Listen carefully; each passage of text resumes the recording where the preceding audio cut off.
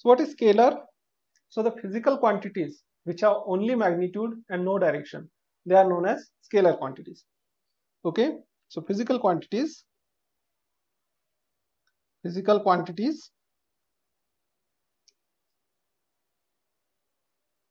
having magnitude only and no direction. Okay, and vectors, they have magnitude as well as direction.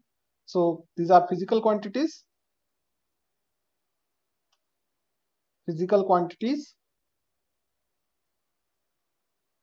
having magnitude as well as direction.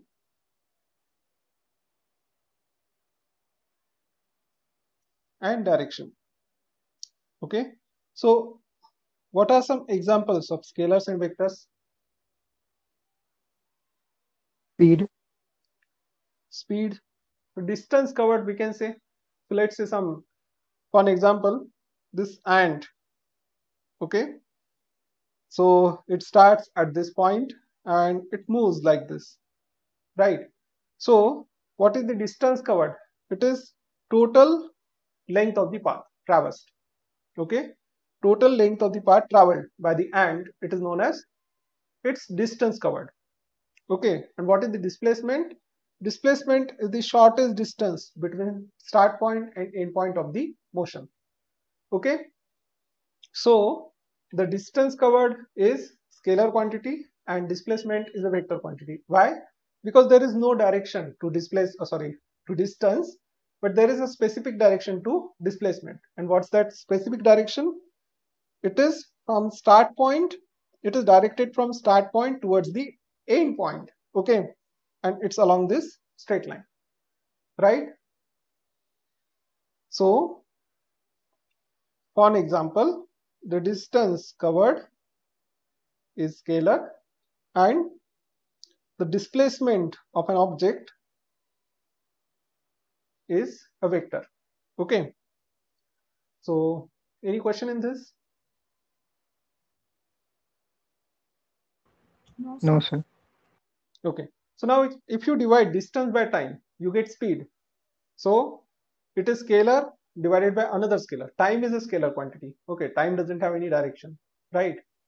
So distance covered upon time gives us speed. So speed is another scalar quantity. Then similarly, we can say work is a scalar quantity. Energy is an example of scalar quantity. And here, if you divide displacement by time, you get velocity. So velocity is a vector. Then acceleration is a vector quantity. Okay, then force is a vector. Momentum is a vector. Angular momentum is a vector. So there are lots of scalar quantities and lots of vector quantities in physics. Okay, so how do we add scalars? Scalars, they have only magnitude and no direction. That means when we add scalars, we just add numbers. Okay, and how do we add vectors? We'll see, right? So because now scalars are just numbers, magnitude means a number, right? It will have some units, but it's just a number. Okay, but these quantities, vectors, they have magnitude as well as direction. So now it becomes important to study about vectors, okay, in order to understand physics and also motion in a plane. So vectors are represented by arrows in space.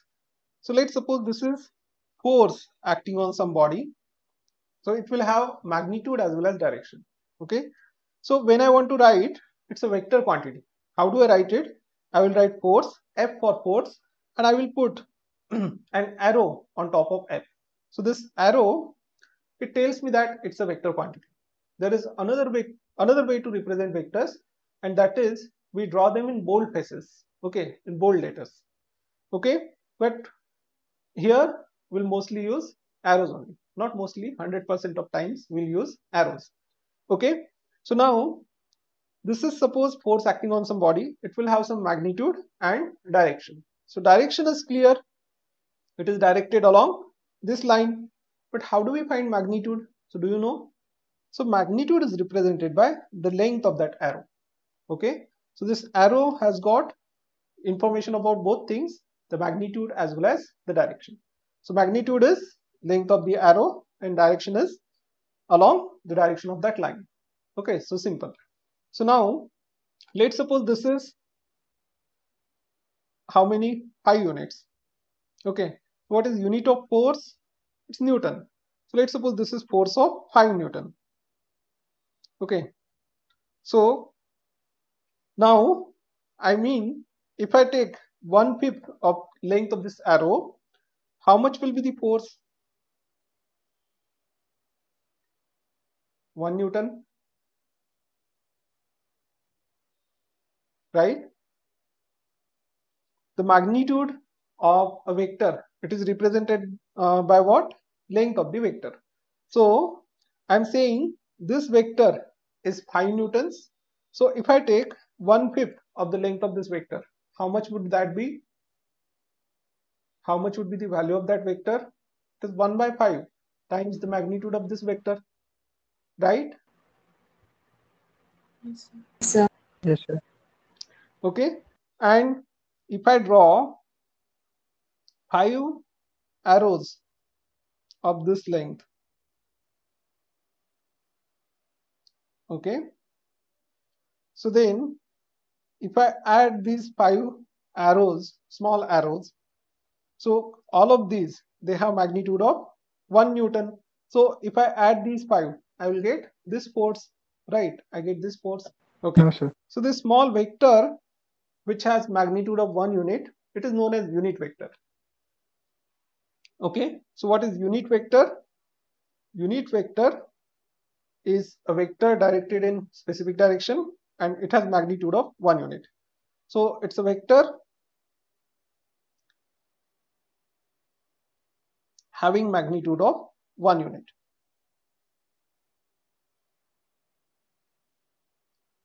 One unit. Okay, and how do we represent unit vector? So this vector, this much arrow, I am representing by F bar, and this F bar is force acting on a body. So if I want unit force, 1 Newton of force acting on that body, how do I draw that? I draw it like this, okay, by a vector having magnitude of 1 unit. Okay, it can be 1 centimeter, 1 meter. So if this is 5 meters, this will be 1 meter. If this is 5 centimeters, this will be 1 centimeter. Okay, and to show that it's a unit vector, I put a cap on top of this F. So what does F cap mean? It means that this is a unit vector in direction of this force.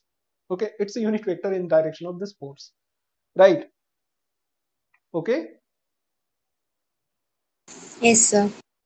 Yes, All sir. right. Yes, sir. So now see here I have written this F bar is equal to 5 times n.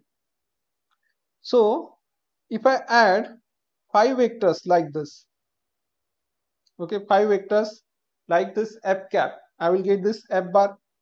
So I can write F bar is equal to 5 times F cap, and here I have written 5 times n. Okay, 5 newtons. So this is actually the magnitude of F bar. This is actually magnitude of F bar. So how do I write magnitude? So if I take vector and draw this absolute value symbol, it gives me the magnitude. This means the magnitude of vector. Okay, it is 5 newtons is the magnitude, right? So now I can write this F bar as its magnitude multiplied by F cap, a unit vector in that direction.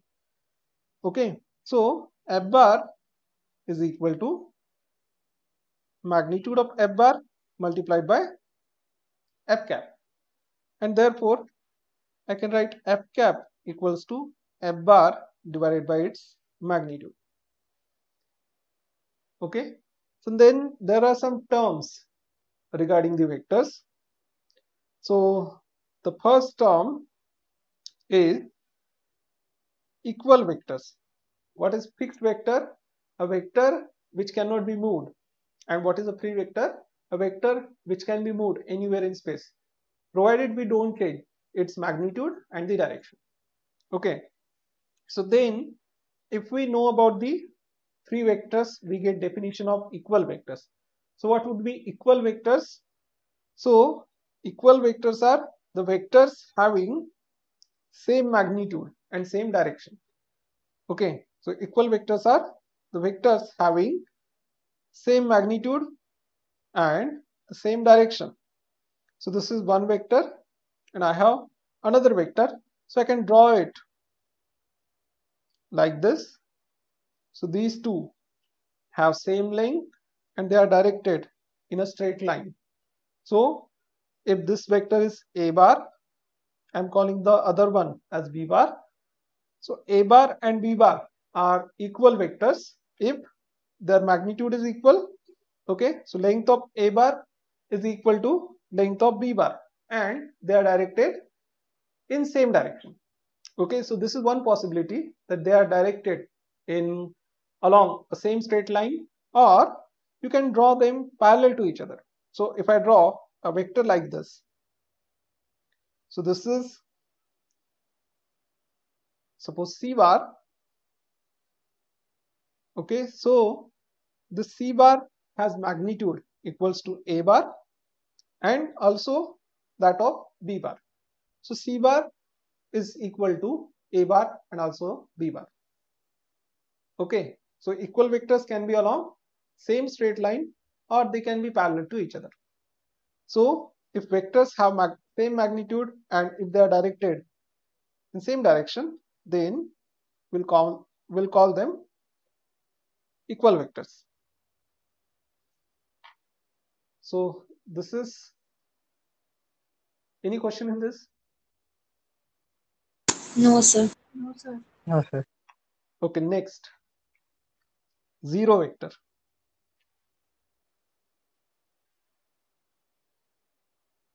So what is a zero vector? So now let's suppose I take this a bar and this b bar.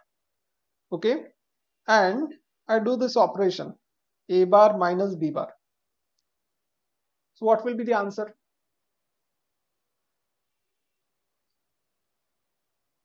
Zero vector. It will be 0, right? But because on left hand side of equation I have vectors, on right hand side of the equation I should have vector quantity. Okay, so therefore we put a bar on top of the 0 and we call it a zero vector. Okay, so what is zero vector? Zero vector you will get when you do some arithmetic operation on vectors and the answer is 0, but that answer is a vector quantity. Okay, so it's not directed in any direction because it doesn't have any magnitude, so there is no question of being directed in any direction. But zero vector is mathematical concept. Okay, so on left hand side of equation you have vector quantities, on right hand side of equation you must have a vector quantity, right? So this is a zero vector. So just to say that the zero we got from mathematical operation on vector quantities, we put an arrow on top of this zero and it is known as zero vector, or there is another term for it, it is also known as null vector. So now see, let's consider motion of some object. So this object starts from this point, it's moving along some plane. So it starts from I'm sorry, this object starts from this point, it moves along some path and reaches this point. Okay, so how much is its displacement?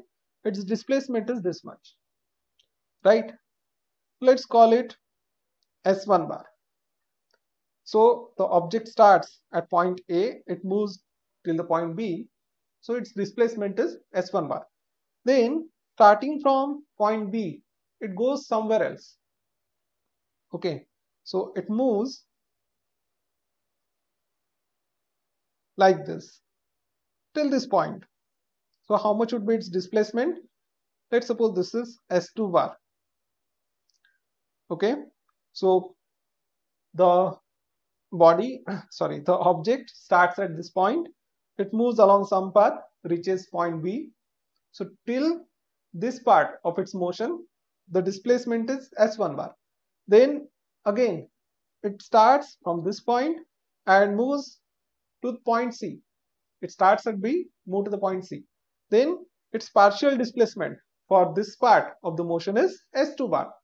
So what would be the total displacement? Total displacement is a vector, okay, a straight line starting at the start point and ending at the end point. Okay, so what is its total displacement? Its total displacement is this much, okay, length of this line, and let's call it r bar. So now this is common sense that r bar will be equal to what? Total displacement is sum of partial displacements. So can I say r bar is equal to s1 bar plus s2 bar? Yes, Yes, sir. sir.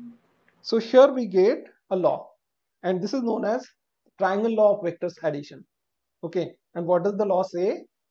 If two vectors are represented by two sides of a triangle taken in an order, then the resultant is represented by the third side of the triangle, and that resultant starts at the start point of first vector and it ends at the end point of second vector. Okay, so it is simple. Yes, sir. Yes, sir. So what does the taken in an order mean? Taken in an order means second vector will start at the end point of first vector. Okay, so taken in an order means what? Second vector will start at the end point of first vector. Now let's suppose I want to subtract s2 bar from s1 bar. What should I do? Now I have added s1 bar and s2 bar. So I have added s2 bar to s1 bar and I got this r bar. Now I want to subtract s2 bar from s1 bar.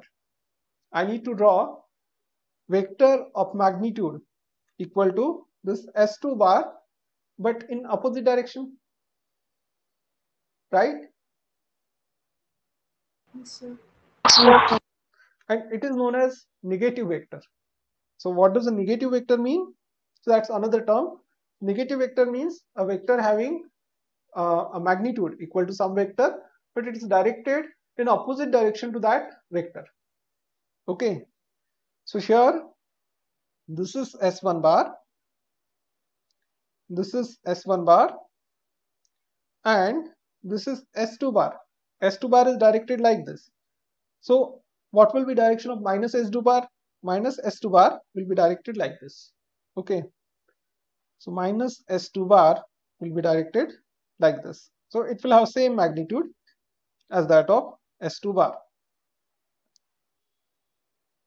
Okay, so this is minus s2 bar, and now if I join the start point and end point, okay, so if I join the start point to this end point, I will get some vector, and what will be that vector? Let's suppose it is s bar. So this s bar is equal to s1 bar plus minus s2 bar, and that means it is s1 bar minus s2 bar. So I have subtracted s2 bar from s1 bar. Got it? So now if I take this vector and let's call it s1 bar, this is s2 bar, s2 bar, then I will take another vector s3 bar, this is s3 bar, I'm sorry, so on and so forth. Okay, so if I add s1 bar and s2 bar, what do I get? I get a straight line starting at the start point of s1 ending at end point of s2. Okay, so this is resultant of s1 bar and s2 bar, right?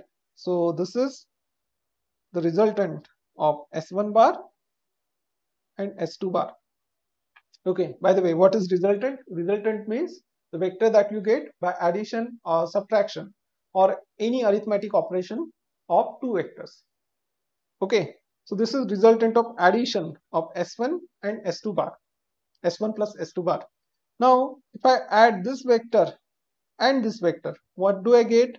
I will get a vector which is directed like this. Okay, so I will get a vector. Let's change the color. A vector which is directed like this, right? So I can, sorry, I can go on like this. So what I have done now, I am representing these three vectors by three sides of this quadrilateral. Okay, so these three vectors are represented by three sides of a quadrilateral taken in an order. So taken in an order means what? The second vector will start at the end point of first vector. Third vector will start at the end point of second vector, so on and so forth. Okay, then what is the resultant? So the resultant is represented by the remaining side of the quadrilateral, and it starts at the start point of first vector and it ends at the end point of last vector. This is clear. So we can call this, Yes, sir. we can call this quadrilateral law. Okay, because the other one, the previous one, we called it triangle law. So this can be called as a quadrilateral law. But we can go on, like we can draw another vector like this. Okay, so I can draw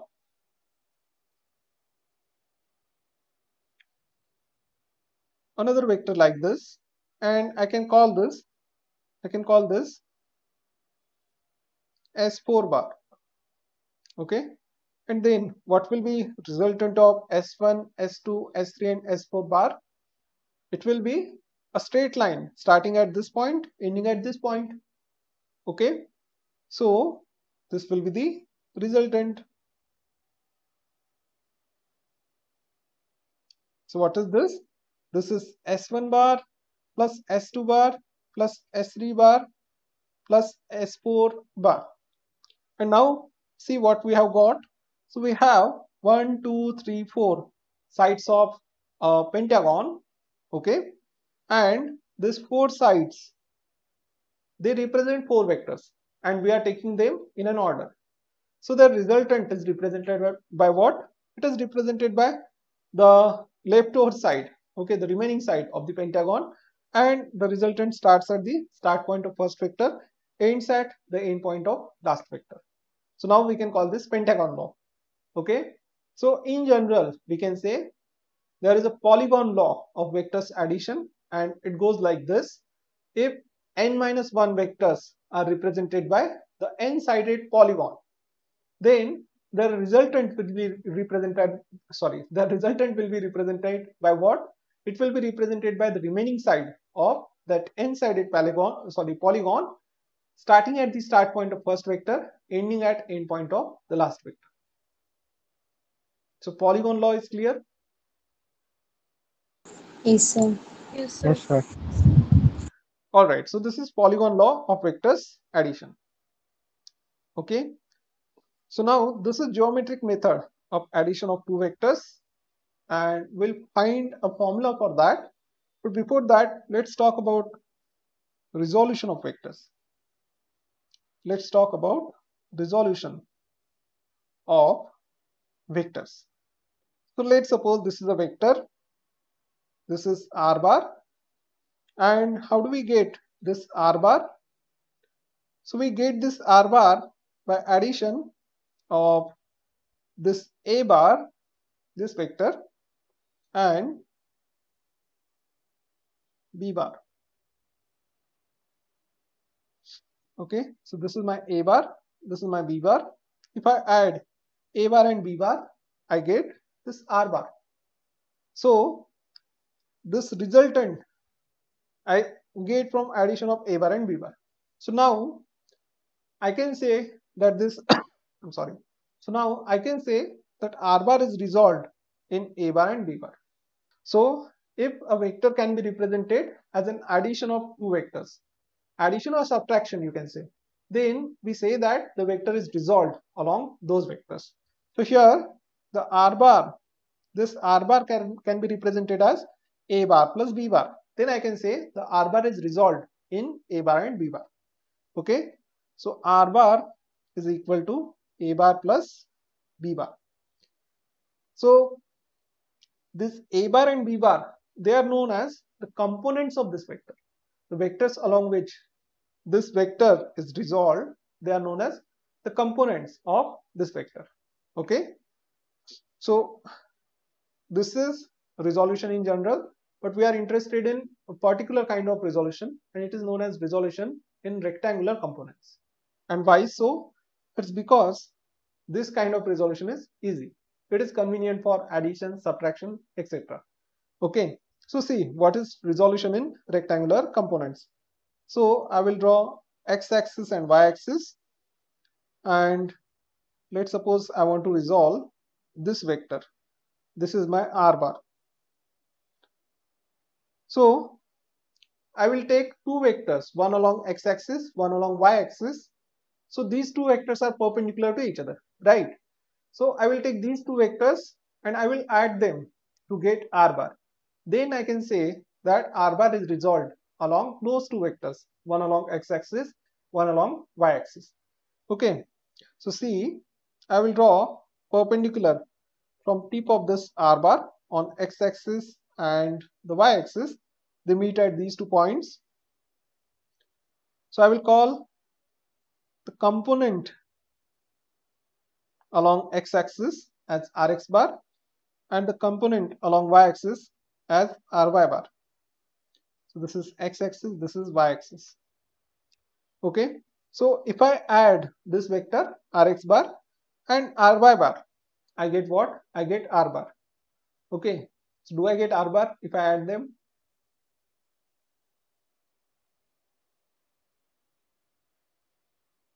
See, we talked about free vectors. So if I take this ry bar and I move it here, okay, if I put it here, so I can draw a vector like this.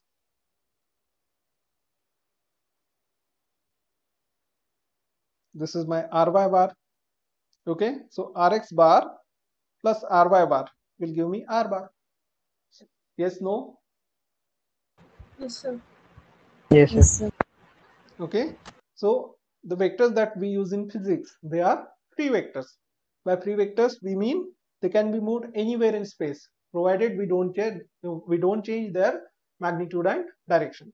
So I can move this ry bar over here at the end of rx bar. Okay, and I put it there.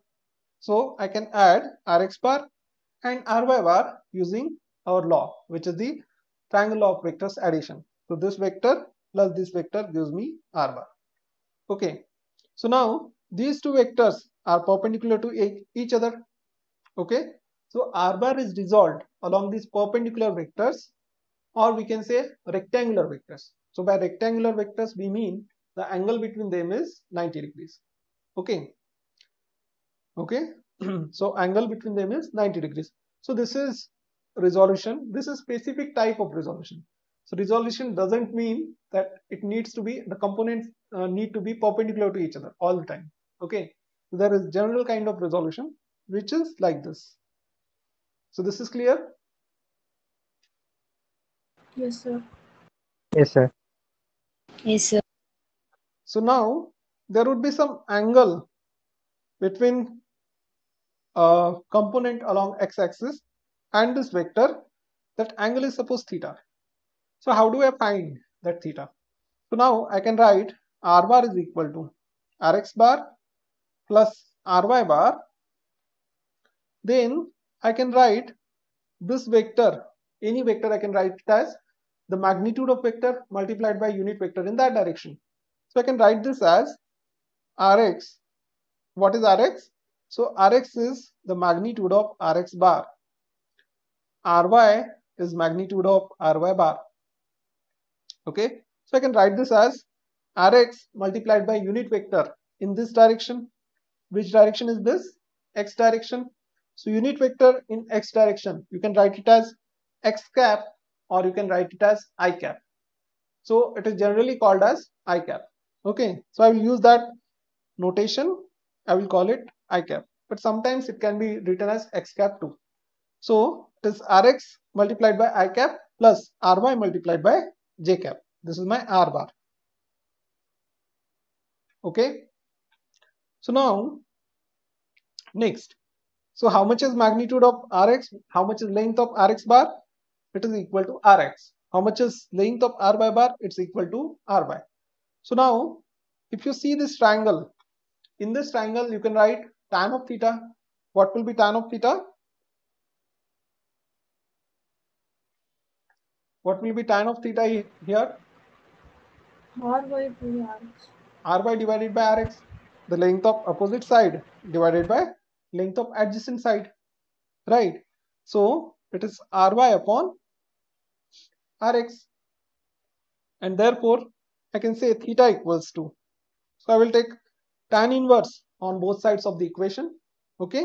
So if I take tan inverse of tan, it gets cancelled out. The function and its anti-function, you can say, they get cancelled out. So what do you get? You get tan inverse of Ry divided by Rx.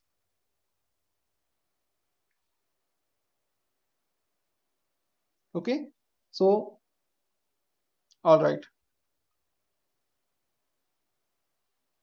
So this is clear. Yes, sir. Okay. Yes, sir. I said anti-function. It is called as inverse function, right? Anyway, so this thing is clear, right? So see, this resolution of vectors in rectangular components, it is remarkable idea. How is it remarkable? Let me explain. So let's suppose I write one vector, a bar. Okay. So a bar will be some vector directed in a plane. So it is, let's suppose it is resolved like this, 3i cap minus 5j cap. Okay. And I have another vector, b bar, which is 4i cap plus 2j cap.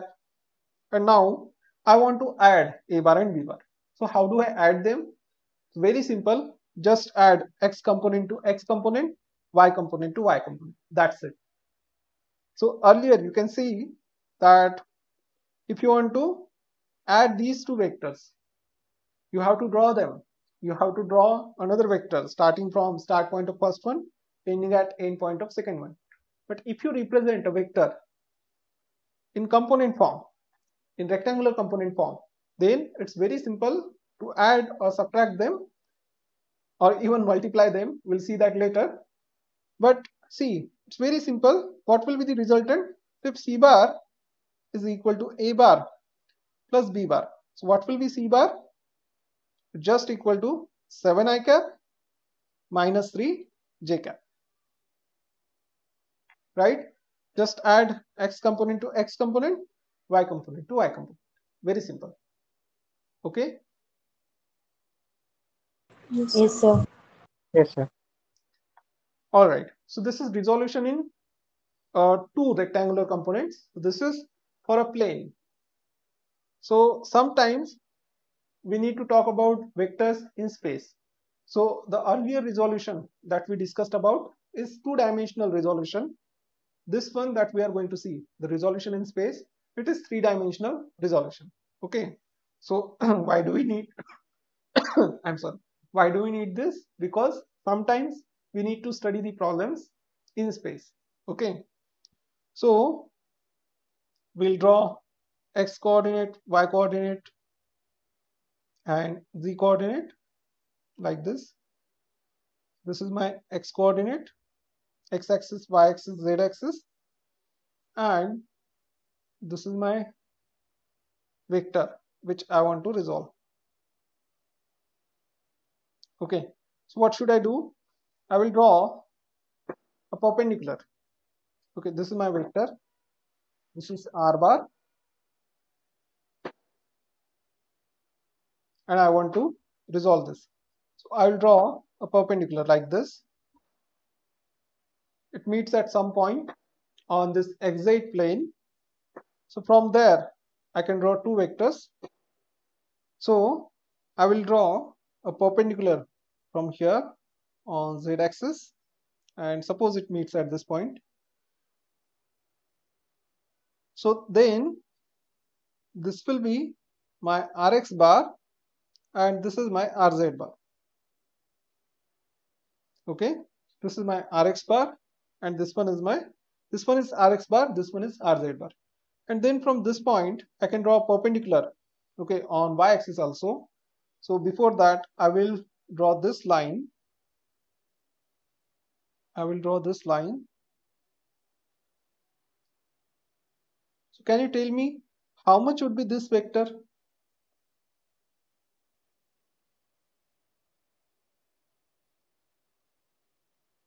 Can you tell me how much would be this vector? So can you see this diagram? minus R लगता. No, it's not minus R.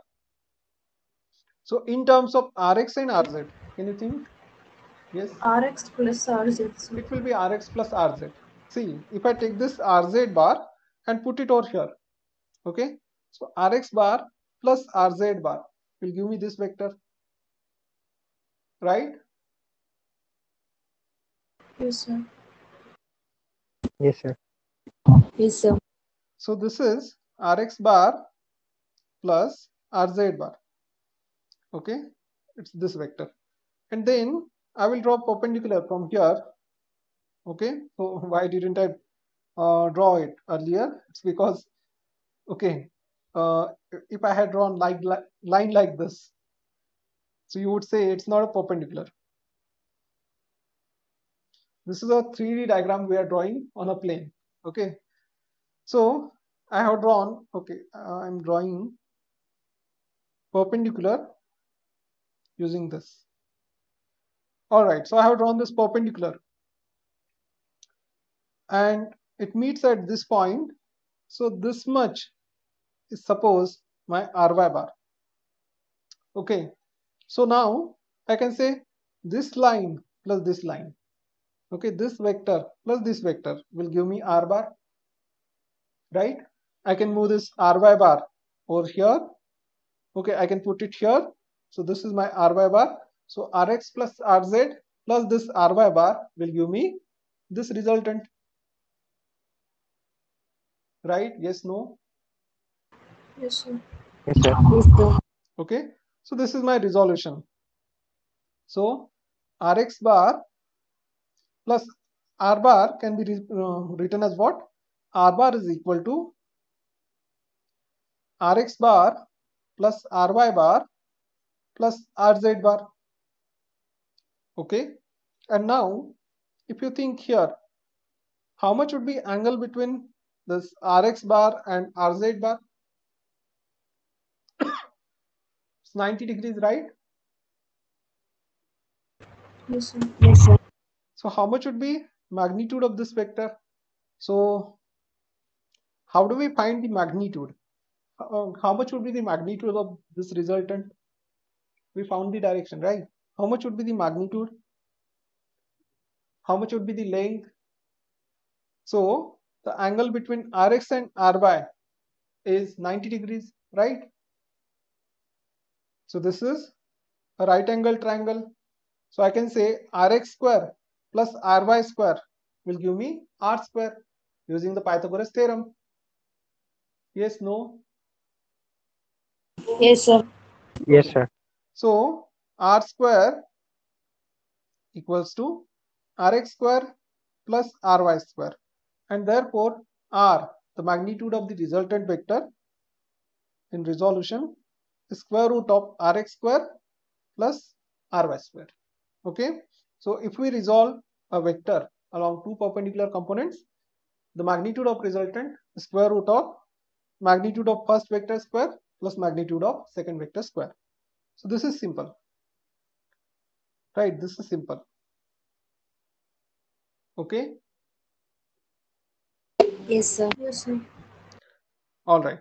So now can you tell me how much would be magnitude of this vector? This vector is Rx bar plus Rz bar. So let's give it some name. Okay. So let's call it what? A bar we can say. This is my A bar, which is equal to Rx bar plus Rz bar. How much would be its magnitude? So root of Rx square plus r z square. right?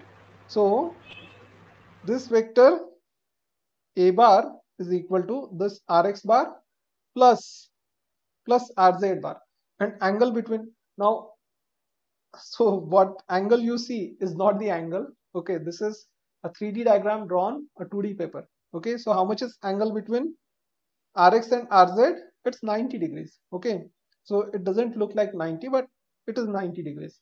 Okay, so this angle here is 90 degrees. So you get rx square plus rz square equals to this vector square, a square. That means a is equal to what? Or I can say just a square is equal to rx square plus rz square. Okay, and then here you can see this r is equal to what? R bar is equal to this a bar plus ry bar. Okay, so r bar is equal to a bar, which is rx bar plus rz bar plus ry bar, and this angle is also 90 degrees. So r square is equal to a square plus ry square, or a square plus ry square. Okay, so r square is equal to a square plus ry square, and therefore you get r square is equal to sorry, it is rx square plus rz square plus ry square, and therefore r is equal to what? Square root of rx square plus ry square plus rz square. Okay, this is clear. How do we get this magnitude? Yes. Yes, sir. Okay, all right. And similar to the previous case, this one can also be represented as, so rx bar, ry bar, rz bar, they can be represented as the magnitude multiplied by unit vector. Okay, so unit vector along x-axis is I cap, along y-axis it is known as j cap, and unit vector along z-axis is known as k cap. So I can say that r bar is equal to rx multiplied by I cap plus ry multiplied by j cap plus rz multiplied by k cap. Okay, so this is how we resolve a vector in 3 perpendicular components. So this is clear. Yes, sir. Yes, sir. I'm sorry, so there is little cold still. Anyways, okay, so this is good. So now see, just like we resolved 2 vectors along 2 components, we can resolve them in 3 perpendicular components, and we can perform addition or subtraction.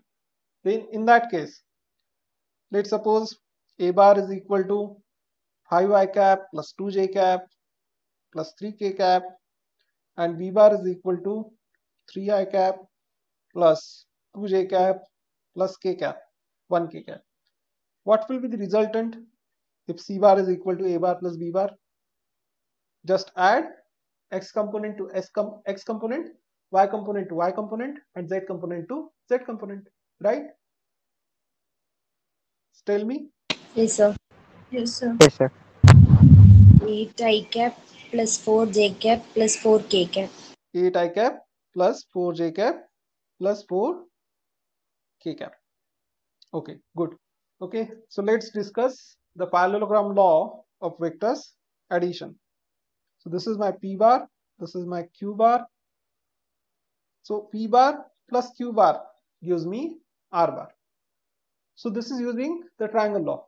Now we can move this q bar as we discussed about the pre-vectors. So we can move this q bar over here, and I can draw the q bar like this. Okay, so this is my q bar. So now see, this is the vector having same magnitude, and it's directed in same direction. Okay, so equal vectors can be directed in the same line, or they can be parallel to each other. Okay, so this is q bar.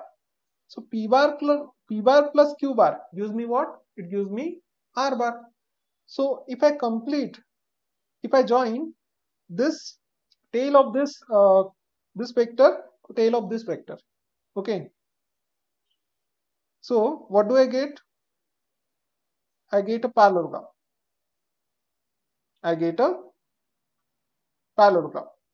Okay. And now you can say this is point A, B, C, D. So see, in this parallelogram, the two vectors are represented by two sides of parallelogram. Okay, this parallelogram, and they start at the same point. So they start at same point. That means they are concurrent. Then the resultant is represented by the diagonal of that parallelogram, and the diagonal, which diagonal? The parallelogram has got two diagonals. Okay, so the diagonal which starts at the same point as that of those two vectors. So this is the parallelogram law of vectors addition. Is the law clear? Now this can be represented as, okay, this can be said like this: the two vectors are represented by two sides of a parallelogram. They are starting at the same point. Okay, then the resultant is represented by the diagonal of parallelogram which starts at the same point as that of those two vectors. Okay, this is parallelogram law of vectors addition. Okay, so theta is the angle between p bar and q bar. Then the magnitude of resultant, it is given as square root of p square plus q square plus 2 times p multiplied by q multiplied by cos of theta.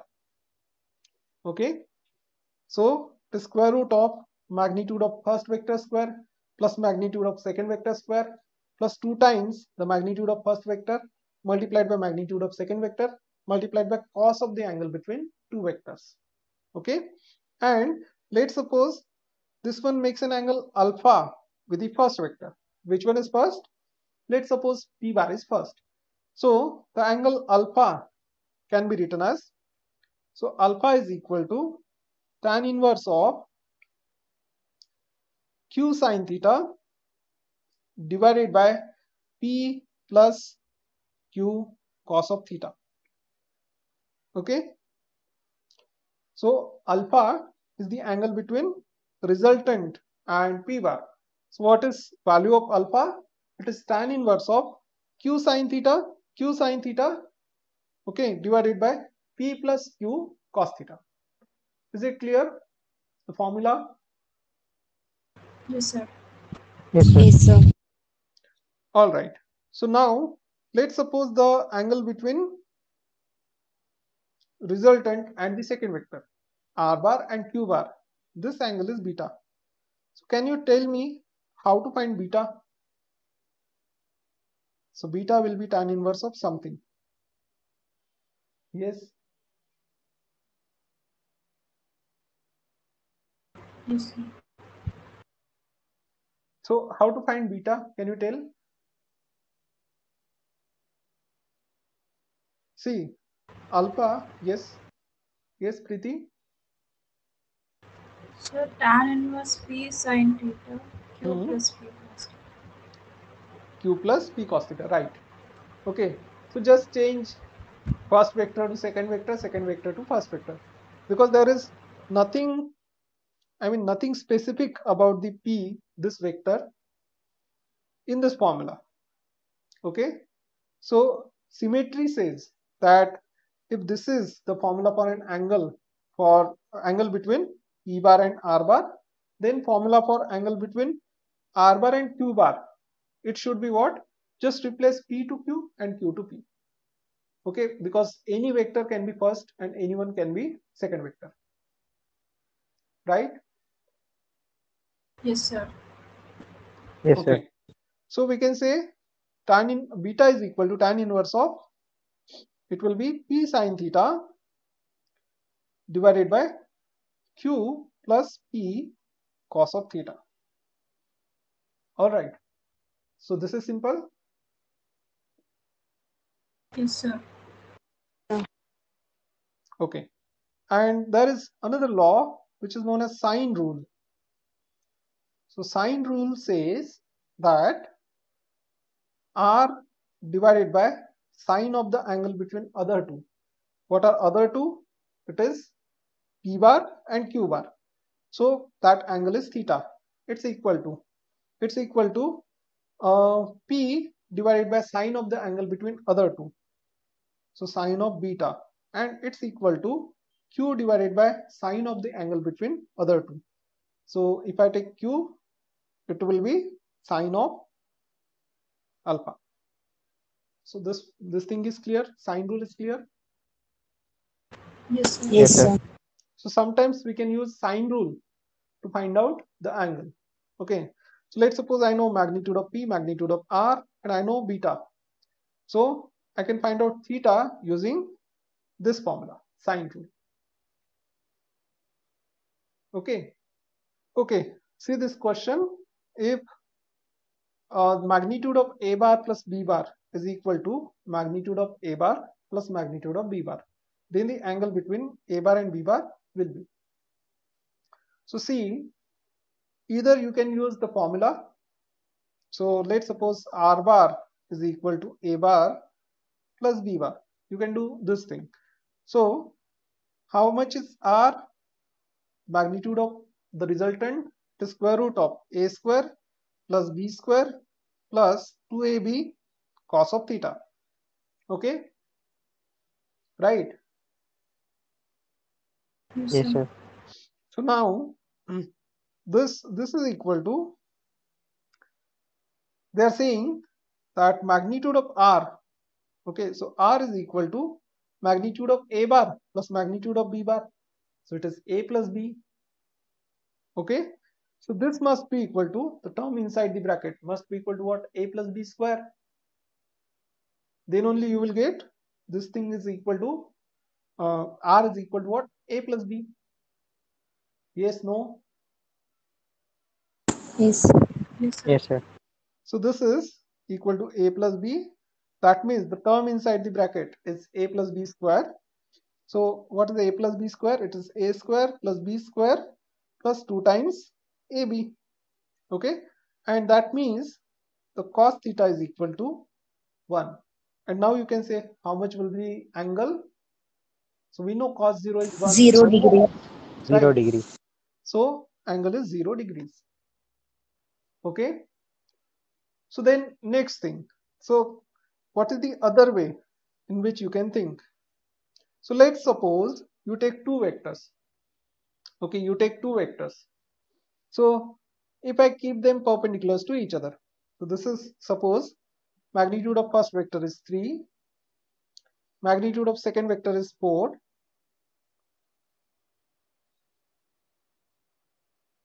Okay. How much would be the magnitude of resultant? Sir, 5. It will be 5. Right. So in what way I should keep two vectors such that the resultant, their resultant is just sum of, in what way should I keep the vector such that the magnitude of the resultant, magnitude of addition of two vectors, resultant, okay, is equal to sum of their magnitudes? Yes, sir. I should keep them in a straight line. Okay, if I have two vectors like this is first vector and this is second vector. Okay, so magnitude of first one is, suppose it's 3, magnitude of second one is 4. So this is my A, this is my B. If resultant is equal to A plus B, there can be no other combination, no other angle which can give you A plus B. The resultant, magnitude of resultant as A plus B. Only it can be along a straight line, or if they are parallel to each other. That means the angle between them is 0. Yes, no? Yes, sir. Because if you change the angle, what happens? The resultant will get shortened.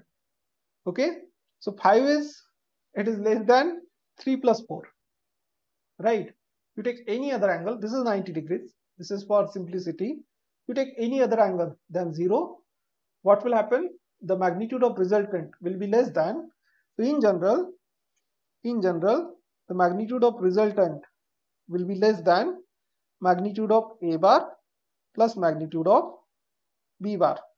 But if we want to include this case, which case?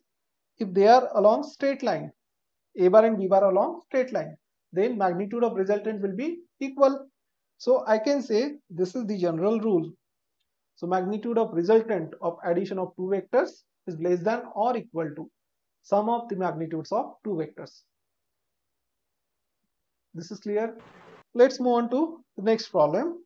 If the magnitude of sum of two vectors is equal to magnitude of difference of two vectors, okay, the angle between these vectors is, yes,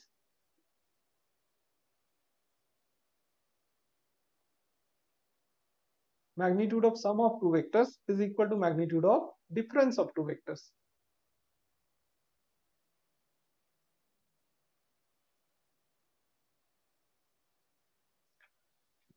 All right, so one way is using this formula, we can solve the question. Another way is just little thinking. See, this is first vector, its magnitude is, okay, suppose something. There is another vector, so this is another vector B bar. Okay, if you add A bar to B bar, you will get this vector. Suppose this is C bar and it's equal to A bar plus B bar. Okay, and now if I want to subtract B bar from A bar, what should I do? So this is my A bar. I'm sorry.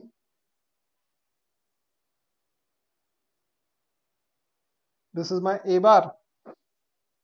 This is my minus B bar.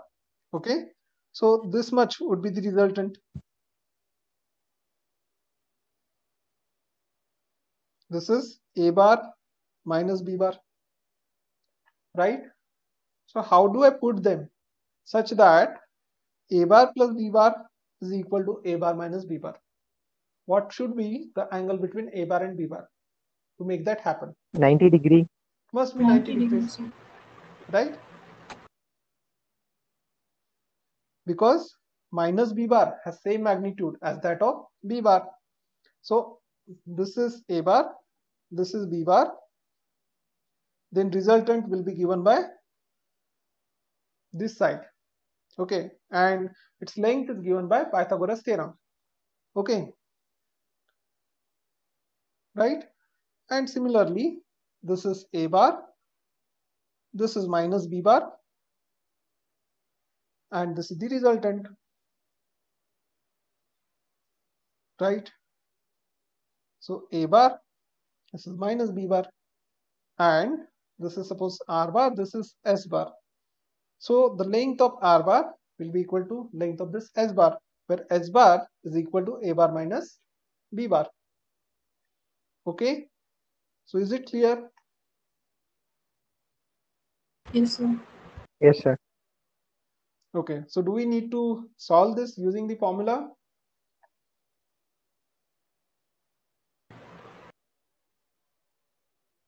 We can solve. See, it's simple. So let's add a page.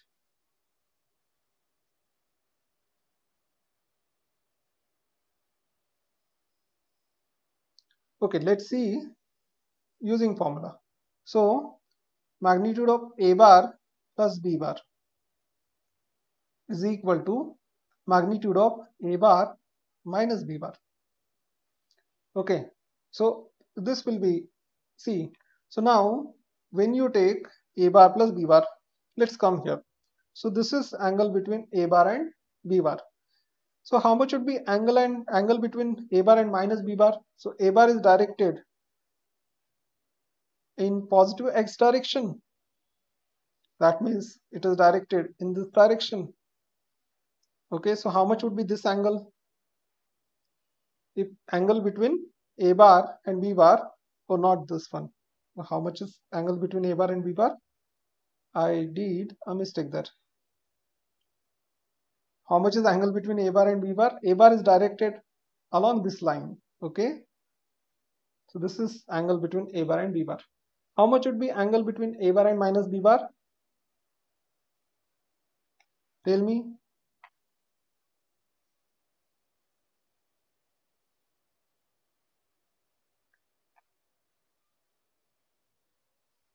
Okay, so this angle will be theta. Yes, no? Yes, sir. So this angle would be 180 minus theta. Yes, sir. So, Okay, so see, I can draw this minus B bar here itself. So this angle, which is this angle, this is equal to theta. So this angle is 180 minus theta, right? What is happening? Is there some internet issue?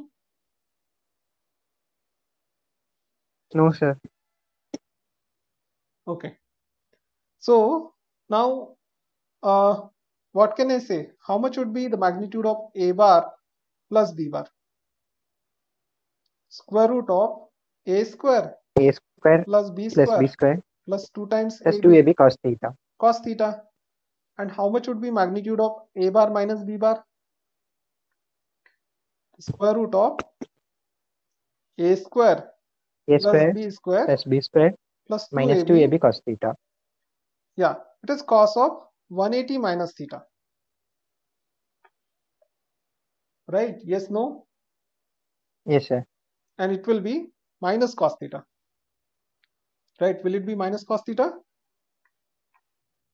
Yes, sir. Okay. So it is minus cos theta. Okay, so square root of A square plus B square minus 2AB cos of theta. And if we equate this with this, so we can square and equate. So A square plus B square plus 2AB cos theta is equal to A square plus B square minus 2AB cos of theta. So this thing will get cancelled out, this thing will get cancelled out. And what do we get? 2AB gets Minus cancelled out. 4AB. Yeah. So minus 4AB, or we can cancel out 2AB with 2AB. So we can take that cos theta, minus cos theta on left side. So 2 times cos of theta is equal to 0. That means cos theta is 0. And that means theta is equal to 90 degrees, right? Yes, sir. So next question. Two equal vectors have a resultant equal to either of the two. The angle between them is. Now you tell me. Oh, it says 7:30. So can we extend for 10-15 minutes or should we stop? Sir, we can extend, sir. No problem. Sanjay? Yes, sir. No problem, sir. No problem, no? Okay, so can you tell me two vectors have a resultant equal to either of the two? The angle between them is.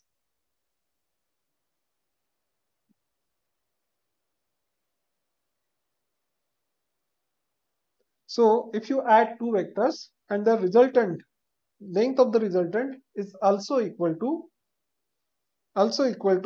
the two of them, length of those two vectors. So can you think of such a condition?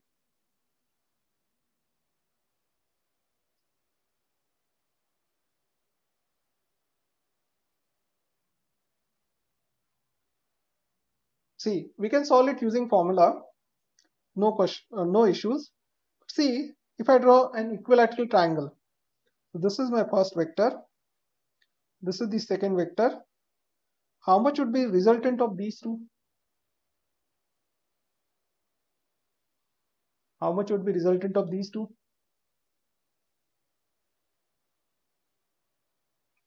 So use your triangle law. Okay, so this is suppose my A bar, this is my B bar. Okay, so A bar plus B bar will give me what? This C bar. Okay, this C bar. So the length, the magnitude of this resultant is equal to magnitude of A bar, or it is equal to magnitude of B bar, right? So this must be the case. Yes, no? Yes, sir. Yes, sir. Okay, so how much is angle between A bar and B bar?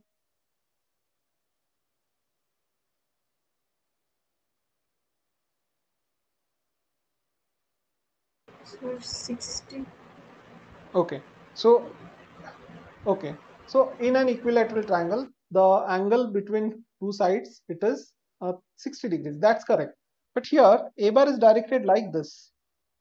Okay, so this line and this line, how much is the angle between these two?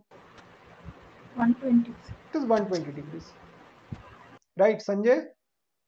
Yes, sir. Okay, so angle between these two is 120 degrees. And using formula also we can solve this. So what are they saying? So we are adding A bar and B bar. So magnitude of A bar is equal to magnitude of B bar. So what is magnitude of resultant? R bar is equal to what? A bar plus B bar. So R is equal to square root of A square plus B square plus 2 times AB cos theta. Okay. So how much is R? It's equal to A or it is equal to B. I will take it's equal to A. Okay. So A is equal to square root of this thing. So I will square everything. So A square I get, it is equal to A square plus what? 2 times A multiplied by cos theta. Okay, because B is equal to A. So I have substituted A in place of B, right?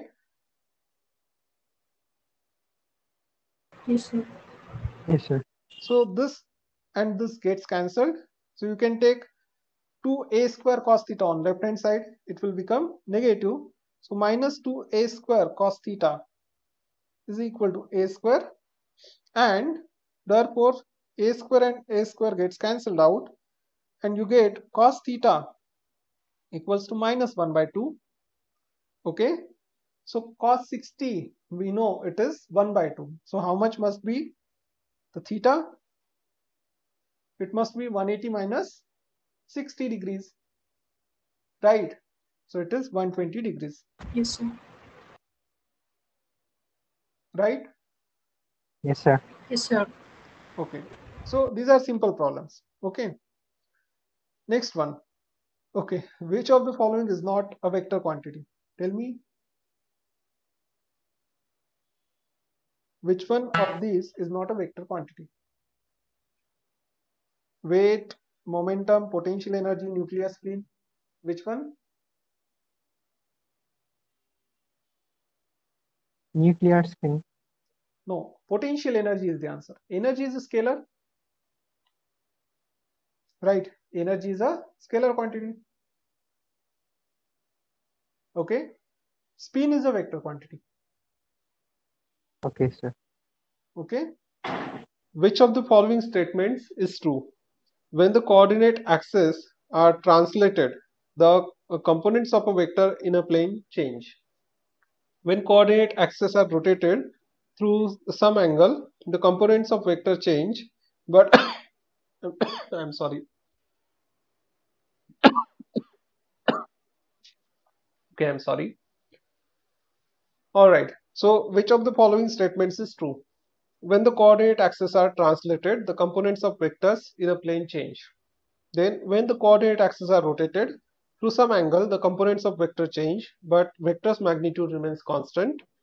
Then, sum of A bar and B bar is R bar. If the magnitude of A bar alone is increased, the angle between B bar and R bar decreases. Okay, and the last one is the cross product of 3 I cap and 4 j cap is 12. So we didn't learn about the cross product yet, but okay. So can you tell me? Sir, when the coordinate axes are rotated, the angle changes, sir.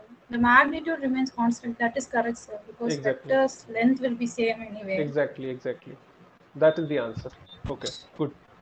So see, suppose this is your vector, okay, and these are your coordinate axes, okay, x and y. They are like this. Okay, so if you rotate them, see, I have rotated x and y. So earlier they were like this, perpendicular. Now, okay, earlier x was horizontal, y is what? Vertical. Now I'm rotating. So is there any change in length of this vector? No, sir. No. No. So length of the vector remains same, magnitude remains same. Okay. So answer is option B. Okay. So other three, do you want to check? Yes, no. When the coordinate axes are translated, the components of vector in a plane change. So see, this is my x and y. If I translate them, if I move them like this, okay, this is translatory motion. Okay. So will the components of this vector change?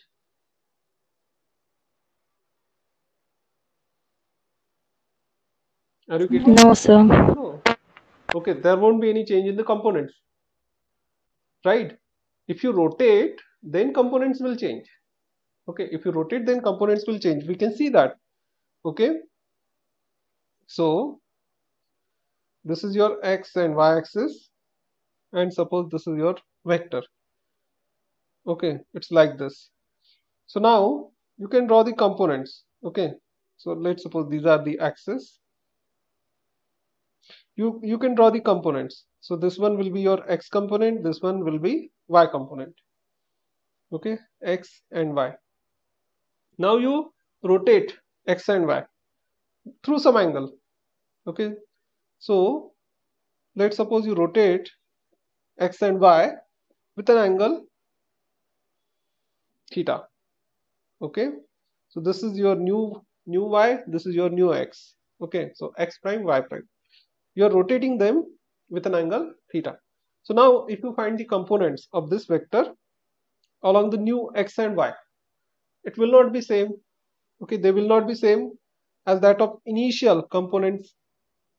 Okay, so you can see x is increasing and y component is decreasing. Can you see that? Yes, sir. Yes, no, can you? Yes, sir. Okay, so x is increasing, the magnitude of x component is increasing. Okay, this length is small compared to this length, right? So the magnitude of x component is increasing,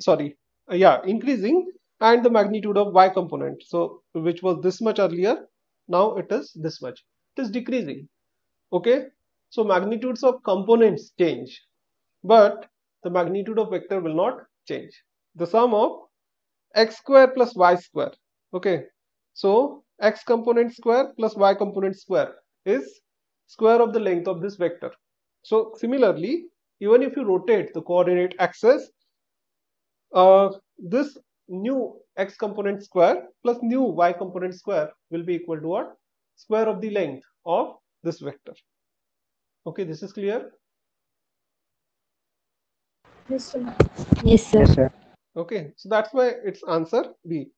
And then you can check C. Sum of a bar and b bar is r bar. If the magnitude of a bar alone is increased, the angle between b bar and r bar decreases. So does it decrease or increase? So we can check that.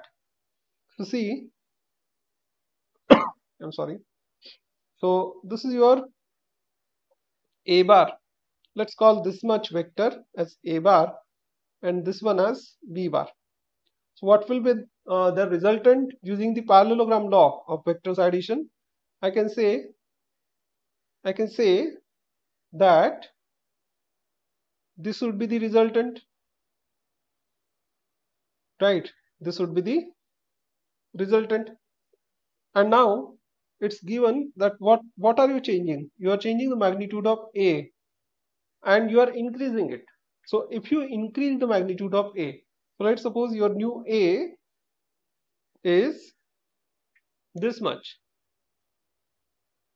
Okay, so now you can see what happens to the angle. Okay, so this was your r bar, this was your earlier r bar, and now your r bar becomes this. Okay, your r bar becomes this one if you increase a bar and keep b bar as it is. So r bar will change, right? So your r bar, new r bar is suppose r bar prime, and the angle between b bar and r bar decreases. So is it decreasing or increasing? Increasing. Increasing. Yes, sir. Yes, sir. Right. So there is rule of thumb. If you increase a vector, there are two vectors, you increase one of them. Okay. So what will happen to the resultant? Resultant will be, it will bend towards the increased vector. Right. That means the angle between the resultant and the increased vector will decrease. Yes or no? Yes, sir. Yes, sir. You can think of it as forces. Okay, so there are these two forces. Okay, this force is, let's say, some 3 newtons, this is 5 newtons. Resultant will be something like this. Now if you increase this one, so the resultant will bend along this increased vector, increased force, right? Yes, sir. Yes, sir. Yes, Okay, sir. so that's why this is incorrect. Okay. All right, so cross product we didn't discuss till now. Cross product of 3i and 4j is 12. Is it 12? So do you know about cross product?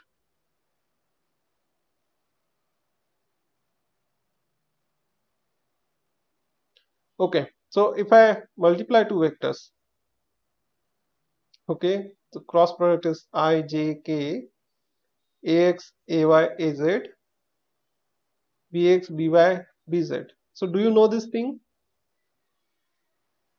Yes, sir. Yes, sir. Okay, so now what is your a and b? So a is just 3i cap and b is 4j cap. So the the cross product of these two is 12, but oh, KK. yeah, will be 12 k cap. Okay, that is the missing part. Yes, no? Yes, Sir. sir. Yes, sir. Yes, sir. Okay. So if you know, that's good. If you don't know, still cross product is a vector product. Okay. So in simple language, it's a vector product. So resultant should be a vector. It should not be a scalar. Yes, sir. Yes, sir. Yes, sir. Okay. So that is not true. So only one option is true. That's option B. Next question. If A bar is equal to B bar plus C bar, have scalar magnitudes of 5, 4, 3. So A bar's magnitude is 5, B bar's magnitude is 4, C bar's magnitude is 3. Then the angle between A and C is, who can tell me? A bar is equal to B bar plus C bar have scalar magnitudes 5, 4, 3. Okay, so 3 square plus 4 square is 5 square, right? Yes, sir. Okay, so these Yes, sir. three, they form a right angle triangle. Okay, so this is, suppose, your B bar, this is your C bar. Okay, magnitude of B bar is 4 units, magnitude of C bar is 3 units. So 3 square plus 4 square is 5 square. So the resultant will have magnitude equals to 5. This is A bar. Okay, and then what is angle between A bar and C bar? So this is the angle. So tell me.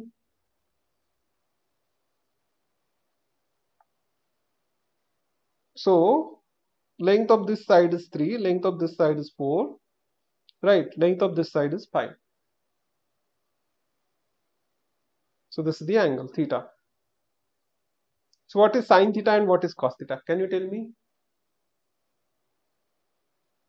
Cos theta is 3 by 5. 3 by 5 and sine theta is 4 by 4 5. 4 by 5. So theta equals to cos inverse of 3 by 5. Okay, so is there such an option? Yes, option A, right? Option D also there, sir. So it is cos inverse of 4 by 5. Yeah, option D you said. Oh, yes, option D is also correct. It is sine inverse of 4 by 5. Okay, so theta is sine inverse of 4 by 5. So maybe this is this can be what do we say, two options correct, more than one option is correct kind of question, right? So let's move on to the next question. If I'm sorry, if vectors, this vector and this vector, are equal vectors, then value of a is, this is extremely simple. -5. Yeah, must be. Compare this and this. Okay, they are equal. Yes, sir. So phi equals to minus a. Okay, x component should be equal to x component, y component should be equal to y component, z component is equal to z component. So minus a is equal to 5. So a equals to minus 5. Which is this exam? Okay, it has got 5 options. So next question. If a bar plus b bar equals to c bar and a plus b is equal to c, then the angle included between a and b is. Now you should tell me this. You should tell the answer. We discussed this yesterday.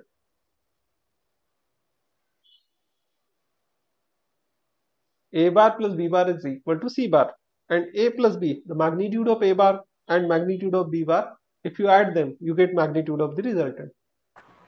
So 0. Should be 0. Okay, 0 is the answer. Yes, sir.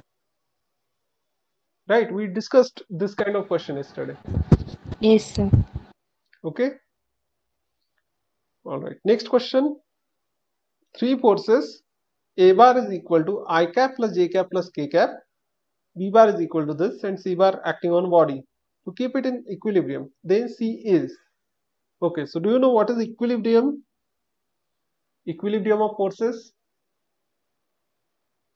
If some body is in equilibrium, that means sum of all the forces acting on that body is 0. Right?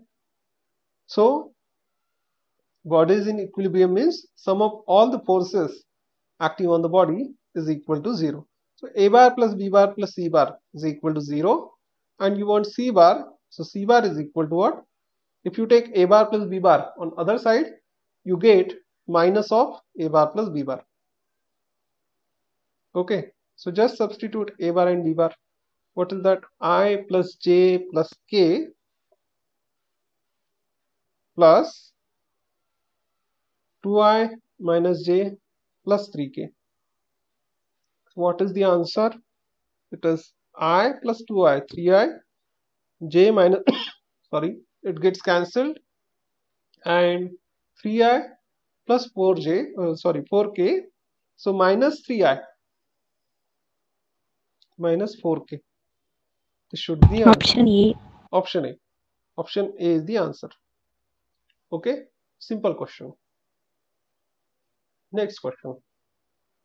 If vectors given below, the parallel vectors are out of, okay, of the vectors given below, the parallel vectors are.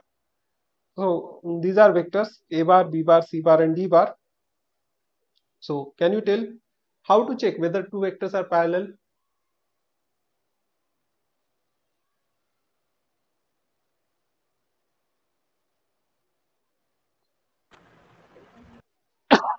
I'm sorry.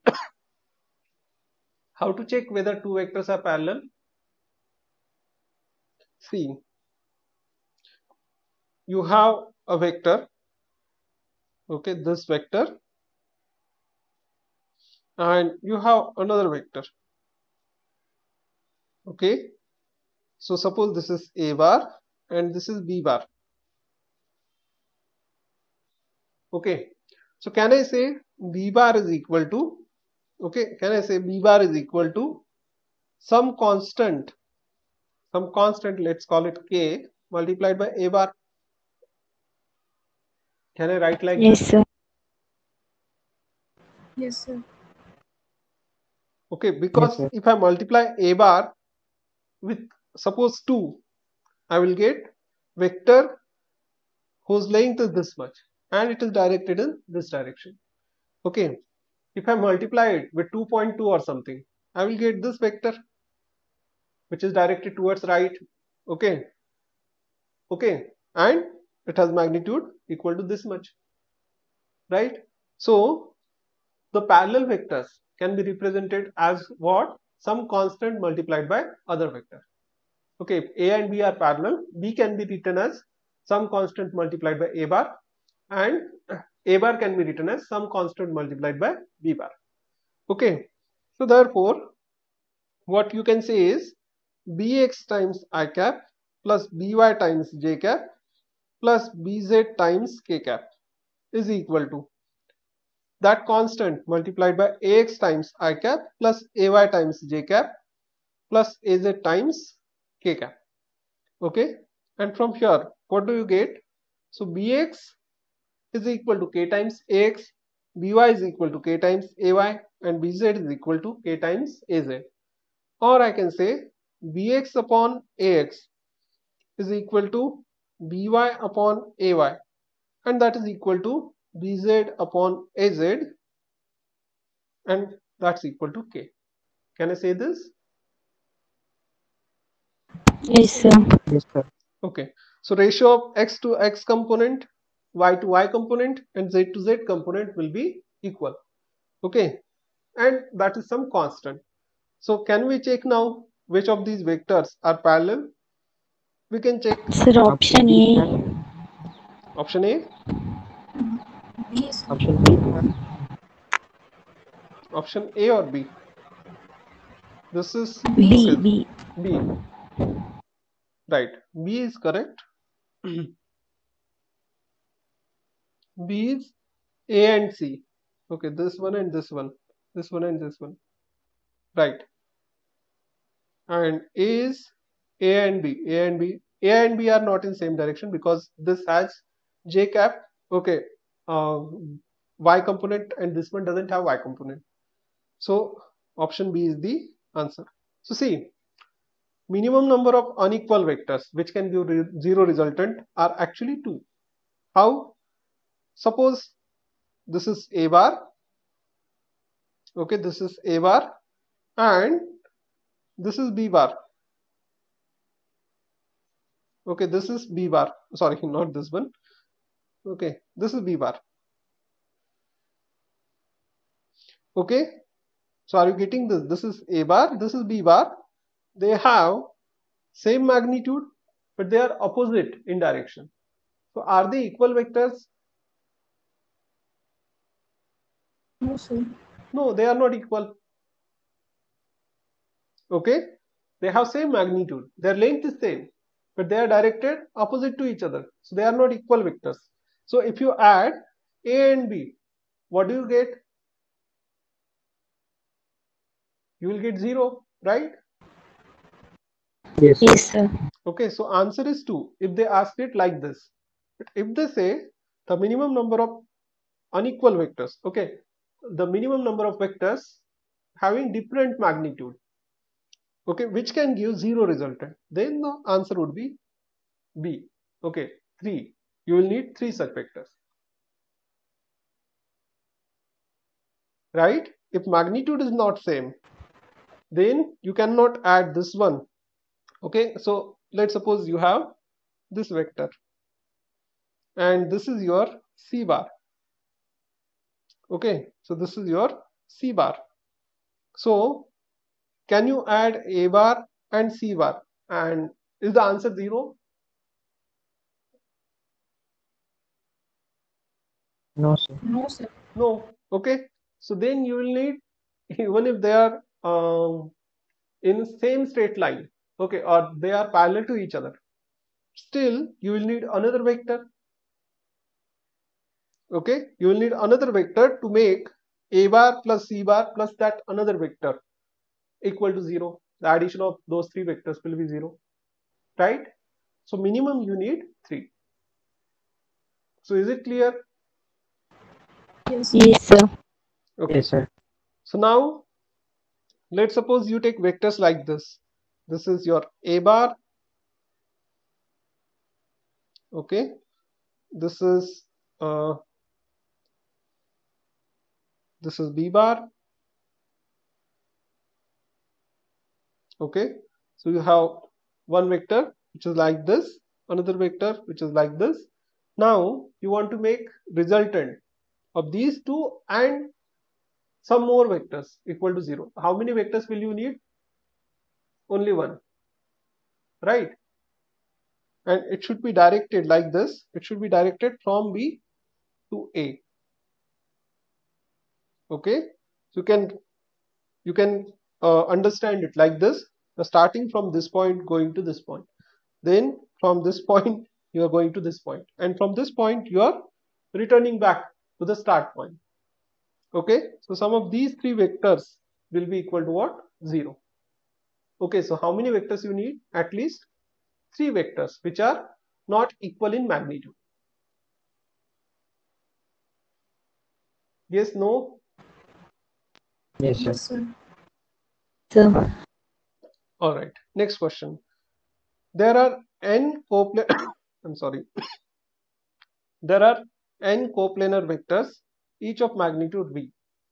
Each vector is inclined to the preceding vector at an angle of 2 pi by n. What is the magnitude of the resultant? So, can you imagine this question?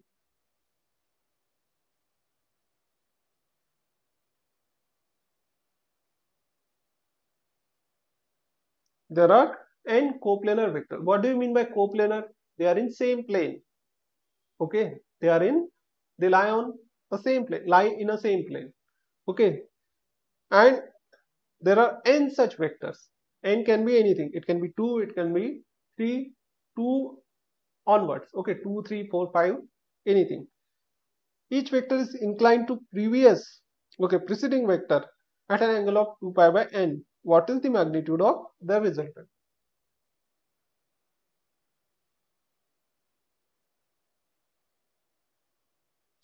Okay, so can we start with 2? Okay, let's start with 2.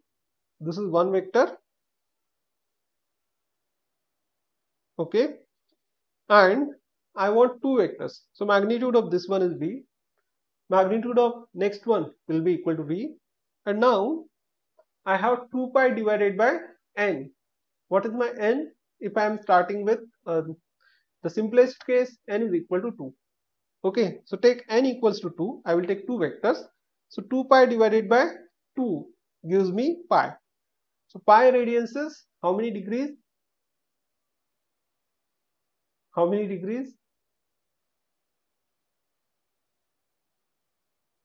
180 degrees? Yes, no? yes, sir. Yes, sir. Okay, 2 pi radians is 360 degrees. So pi radians is 180 degrees. That means the other vector I should draw is at an angle of 180 degrees with respect to this vector. So the other vector should be directed like this. Okay, so this is our start point. And length of these two vectors, the magnitude is equal. Okay, so what is resultant of these two?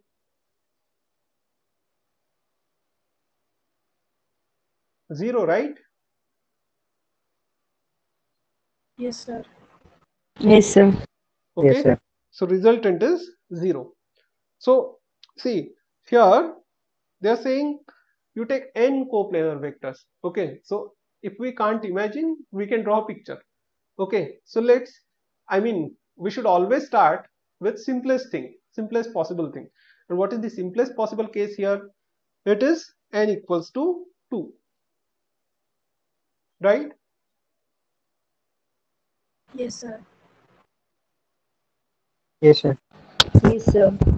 Okay, so then you can take n equals to 3, 4, 5, anything. Okay, if you take n equals to 3, what do you get? You'll get 120 degrees, 120, because it's 2 pi divided by 3. Okay, so 120, 120, 120. So 3 vectors having same magnitude. Okay, inclined at an angle of 120 degrees. So this is 120, 120, and third vector will be like this. Okay, so this is 120 degrees and this is 120 degrees, right? So will the resultant of these three equal to 0? Yes or no? Can you say? It's difficult to guess from here, from this diagram. So we can draw it like this. Okay. So see, this is first vector. The second vector is directed like this. Okay. And third vector will be directed like this. How? See, this first vector is directed along this straight line, okay, towards right. The second vector makes an angle of 120 degrees with respect to first vector. That means this angle would be 60 degrees. Okay. Then this vector is directed like this. This third vector makes an angle of 120 degrees with respect to this vector. So this angle would be 60 degrees. So now if you take equal lengths and draw three lines at 60 degrees, you will arrive at the starting point, right? That means if you add these three vectors, the resultant will be equal to what? It will be 0.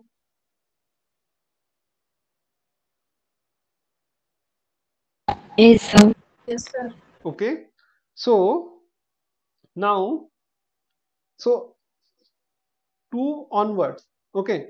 So exclude this case of 2. So 2 onwards, I mean, if n is equal to 3, 4, 5, anything, you will get a polygon. Okay, you will get a polygon. So how are the vectors in that polygon? They are aligned with respect to each other with this angle 2 pi divided by n.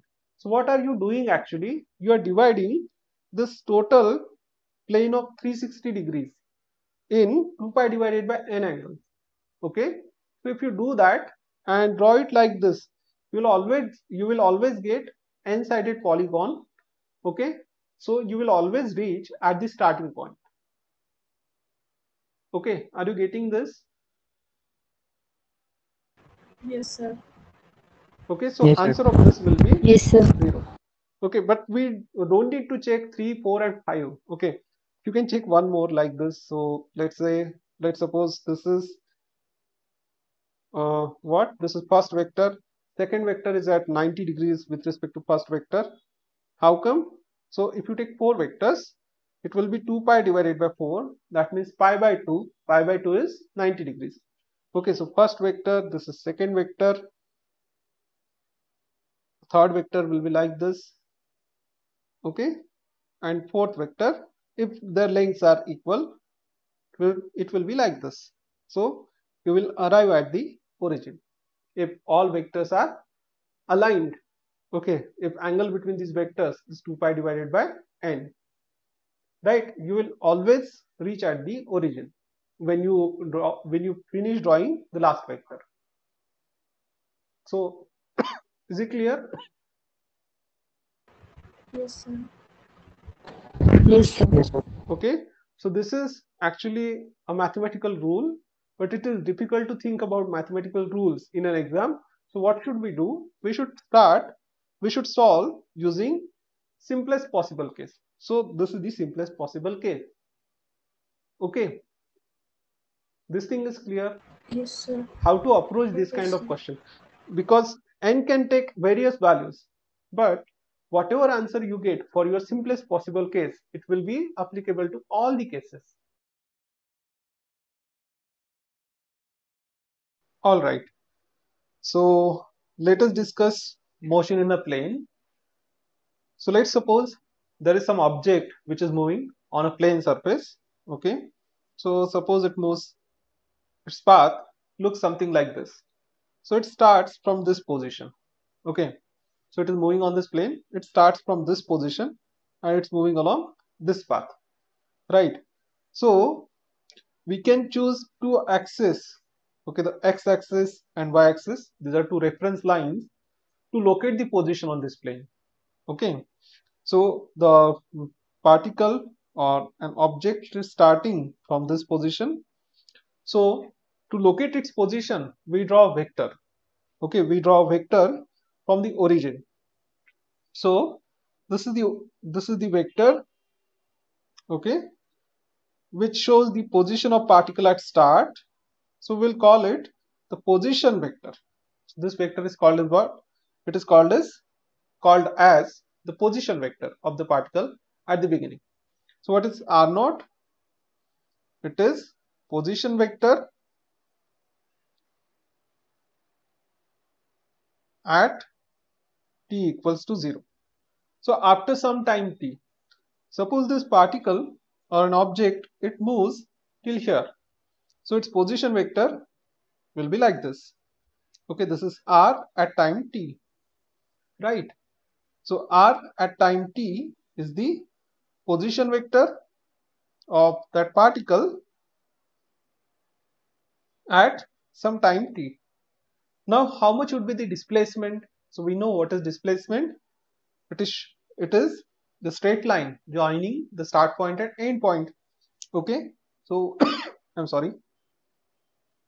So this is the displacement vector. Okay, so let's call it delta r bar. Delta r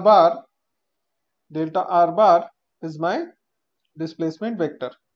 Okay, so delta r bar is the displacement.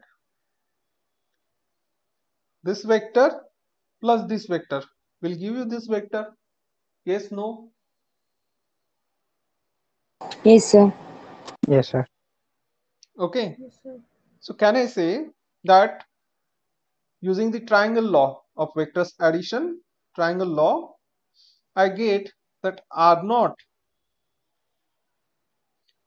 bar plus delta R bar is equal to RT bar, and therefore delta R bar is equal to RT bar minus R0 bar. Okay, so the displacement vector, okay, the displacement vector is equal to what?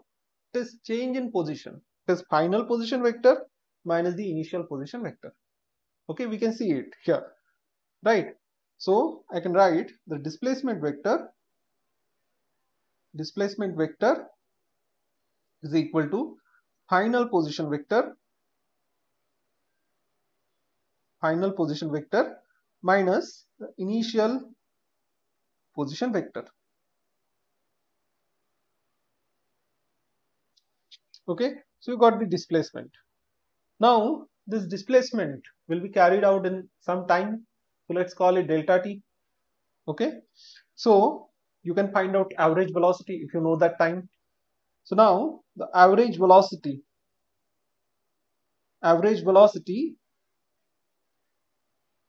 from t equals to 0 to that time t. Okay, so in the interval delta t, I can say average velocity V average, it will be a vector quantity, and it can be written as delta r bar divided by delta t, right, where delta t is the time interval.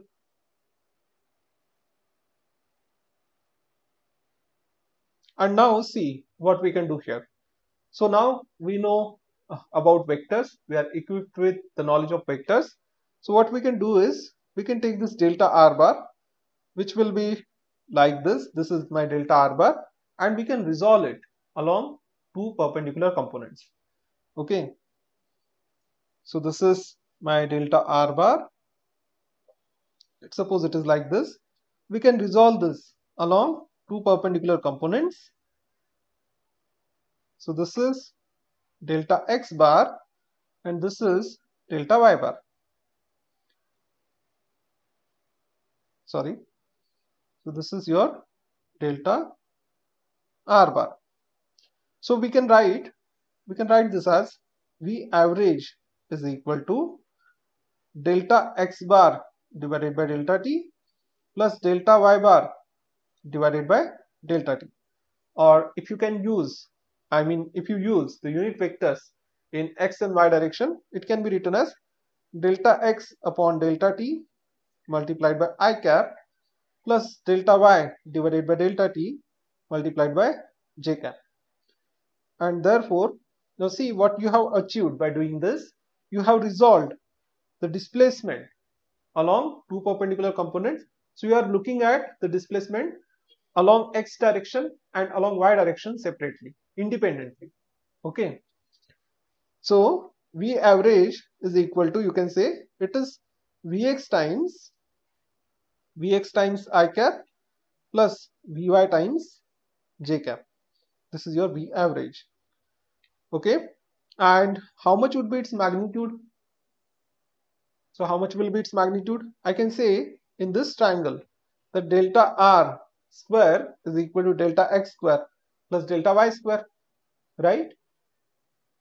And therefore I can say that VAV is equal to square root of, this is, we are applying the resolution here. Okay, so it is Vx square plus Vy square.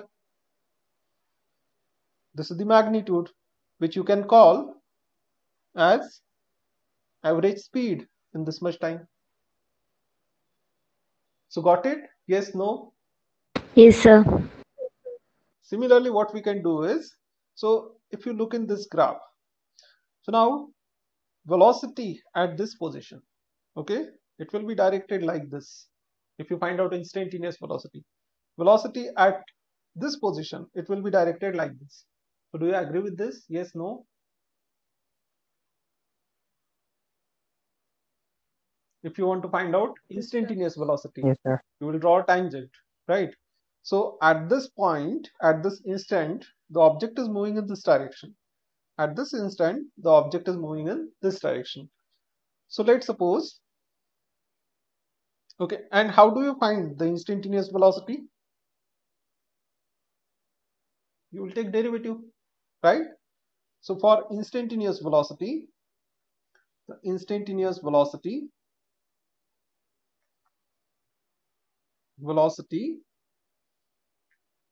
okay, v bar is given by what? You will take derivative. Okay, so you will take limit delta t tends to 0 of delta x over delta t multiplied by I cap plus delta y multiplied by delta t multiplied by j cap, delta y upon delta t multiplied by j cap. So that will give you the derivative of x with respect to t, that is instantaneous velocity in x direction. This is instantaneous velocity in y direction. So it is Vx times I cap plus Vy times j cap. And now these are instantaneous velocities. What did I do? Okay, this is wrong. Okay, so by taking the derivative, you will find the instantaneous velocity, right? After that, if you consider that diagram again, the path of the object again, so let's suppose at this position, at the start, the object is moving in this direction. So its instantaneous velocity at this point, let's call it v naught bar, it is directed in this direction. At this point, after some time t, it's moving in this direction, okay, at this moment. So this is velocity at time t. Now how will you find out acceleration given you know the time difference? You will subtract this initial velocity from this velocity, right? Yes, no? Yes, sir. Yes, sir. Okay, so magnitude of the velocity, it may remain same, it may change. Okay, so here magnitude may remain constant or it might change. So you will take this, or you will take this, put it over here. Okay, so initial velocity, I will write this vt bar like this. So initial velocity is directed like this. Okay, this is v naught bar. I have drawn equal vector of this v naught bar. Okay, so vector which is directed in same direction and having the equal magnitude. So I am taking this v naught bar and putting it over here to subtract it from vt bar. So v naught bar plus this vector will give you vt bar. So if I draw a vector like this, okay, I will call it delta v bar. So I can say, can I say v naught bar plus delta v bar is equal to vt bar, and therefore delta V bar is equal to Vt bar minus V naught bar. And in this diagram, it has got this much value and this direction. Is it clear? Yes, no? Yes, sir. Yes, sir. Yes, sir. Is there a question in this? No, sir. No, right? Okay. No, sir. See, then I can divide this by time. Okay, I can divide this by time, and then I get what? The average acceleration. So the average acceleration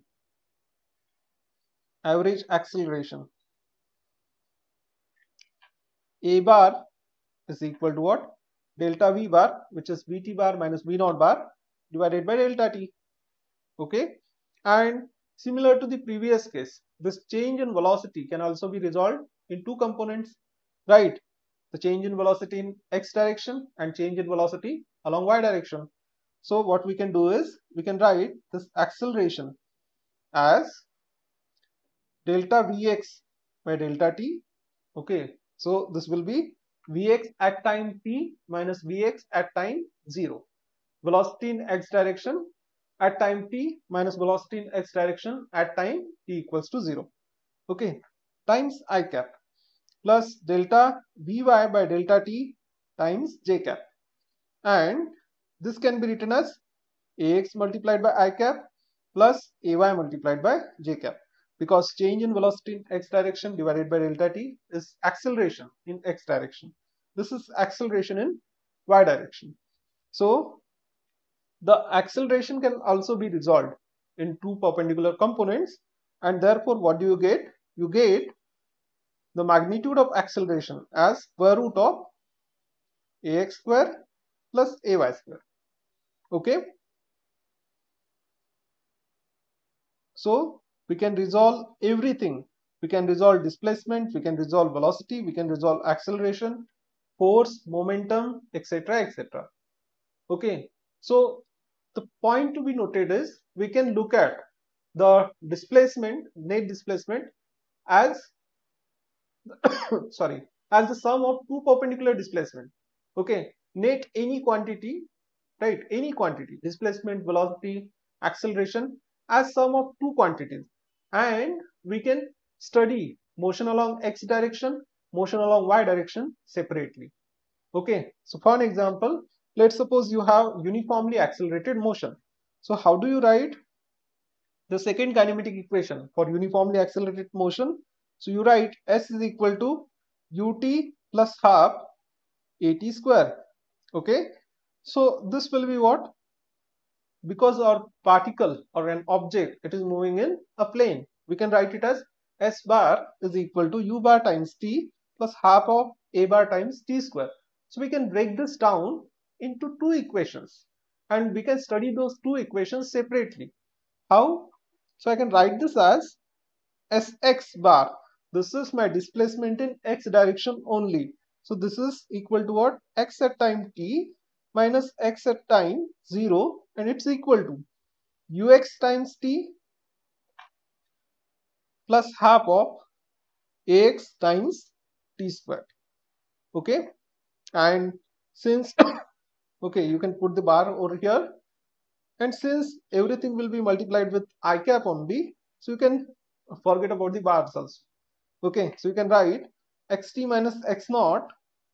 You can write what? Xt minus x naught is equal to ux plus half of ax multiplied by t square. So this is displacement in x direction, and similarly you can write displacement in y direction as yt minus y naught. It's equal to uy times t plus half of ay times t square. This is the uniformly accelerated motion, and you have broken the equation of uniformly accelerated motion down into two components. Okay, so you got two separate equations. Okay, so you can look at the motion as two different motions. So when you look at the motion in x direction, you don't need to worry about y direction. When you look at the motion in y direction, motion along y direction, You don't need to worry about anything in x direction, not the acceleration, not velocity, no forces, anything. Okay, so that is the plus point of using vectors. So you got this? Yes, no? Yes, sir. Any questions? Yes, sir. No questions, right? No, sir. So similarly, what we can do is, if object is moving in space, we can break its motion down in 3 perpendicular components. So in that case, the displacement, okay, for object moving in space, for an object moving in space, what can we say? So its displacement, so s bar can be written as what? Sx into I cap plus sy times j cap plus sz times k cap.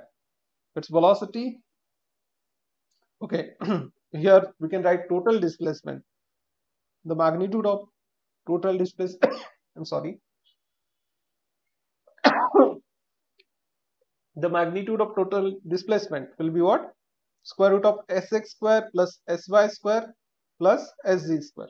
Similarly, you can write it for the velocity, which will be vx into I cap plus vy times j cap plus vz times k cap, and its magnitude will be square root of vx square plus vy square plus vz square.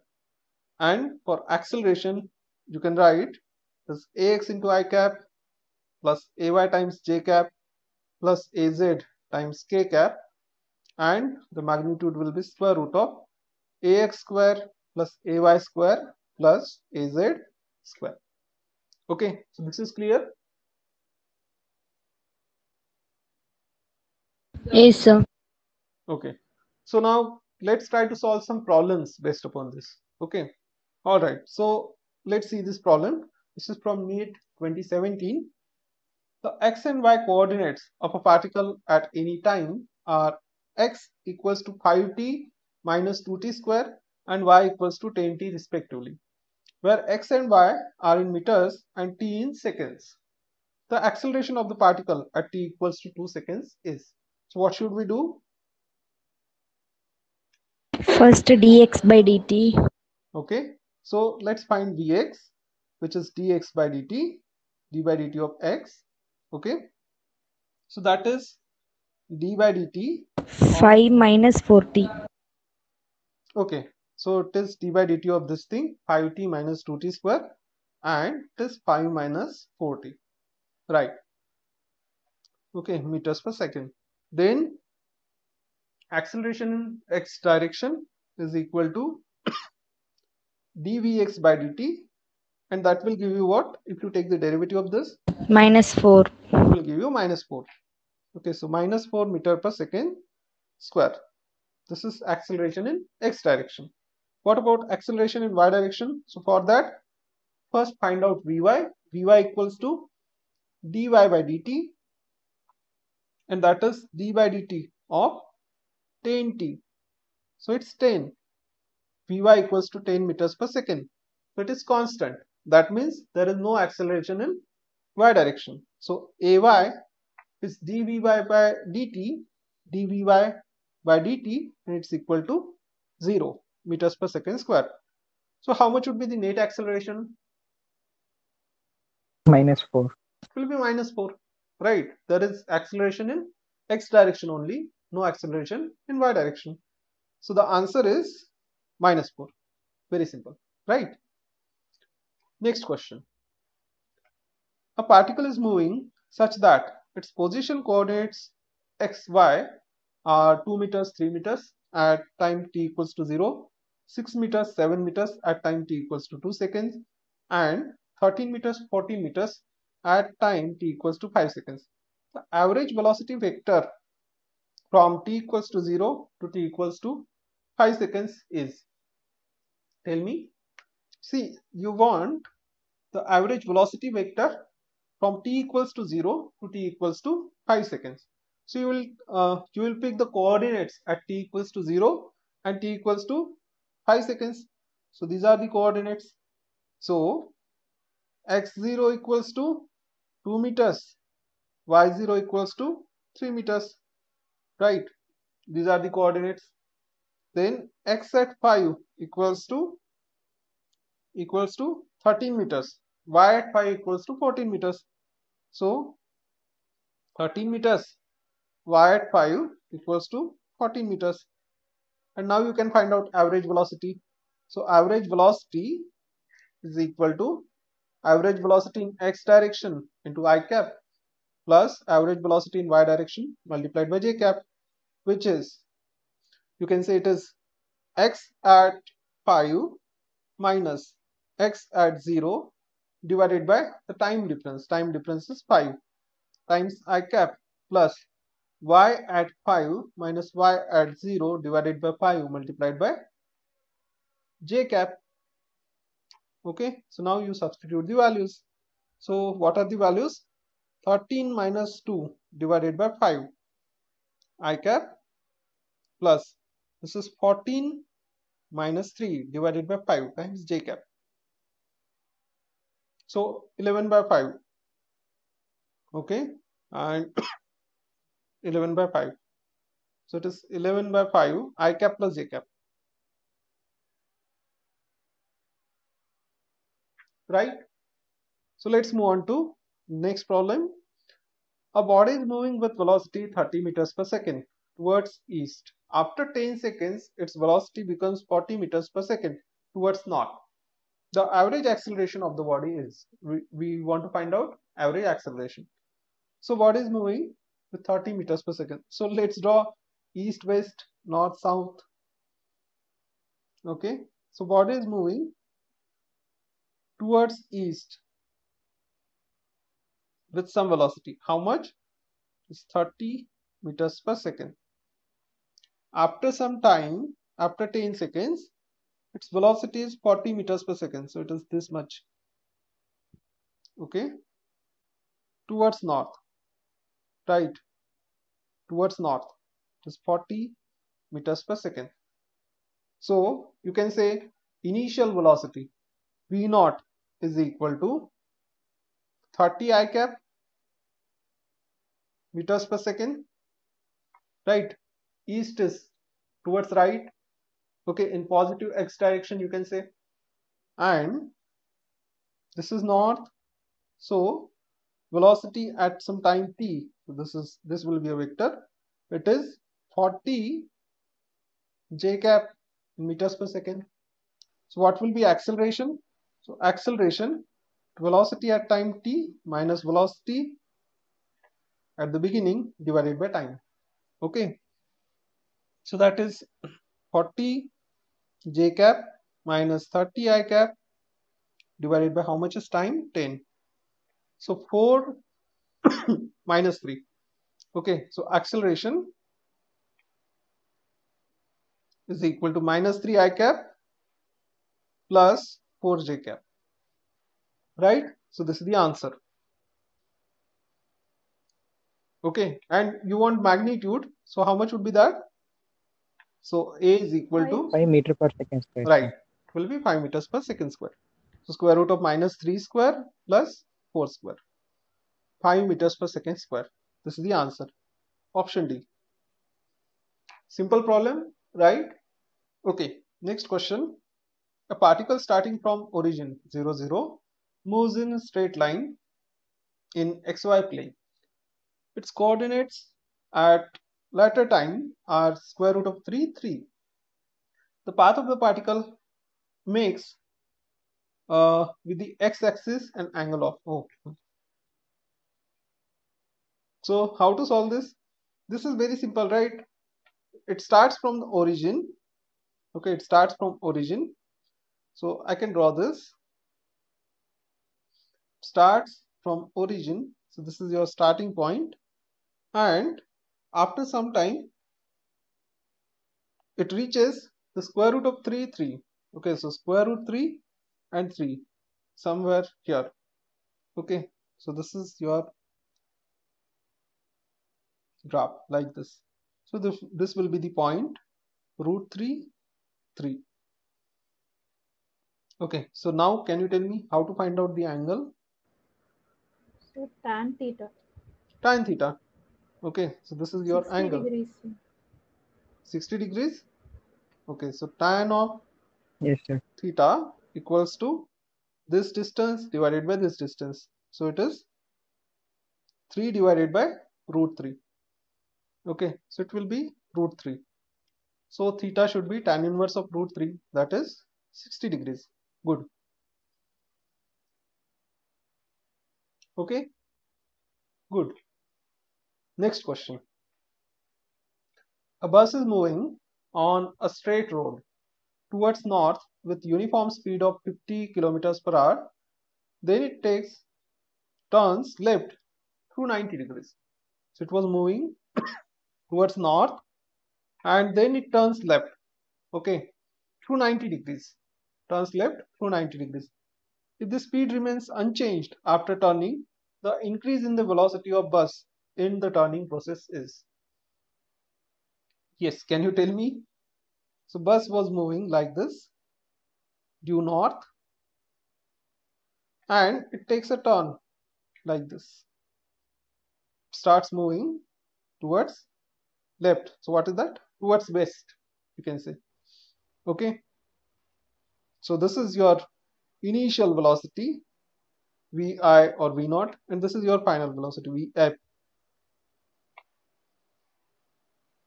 The magnitude of both of them is equal. So how to find change in velocity? So just draw a vector like this, right? Just draw a vector from starting velocity or initial velocity to final velocity.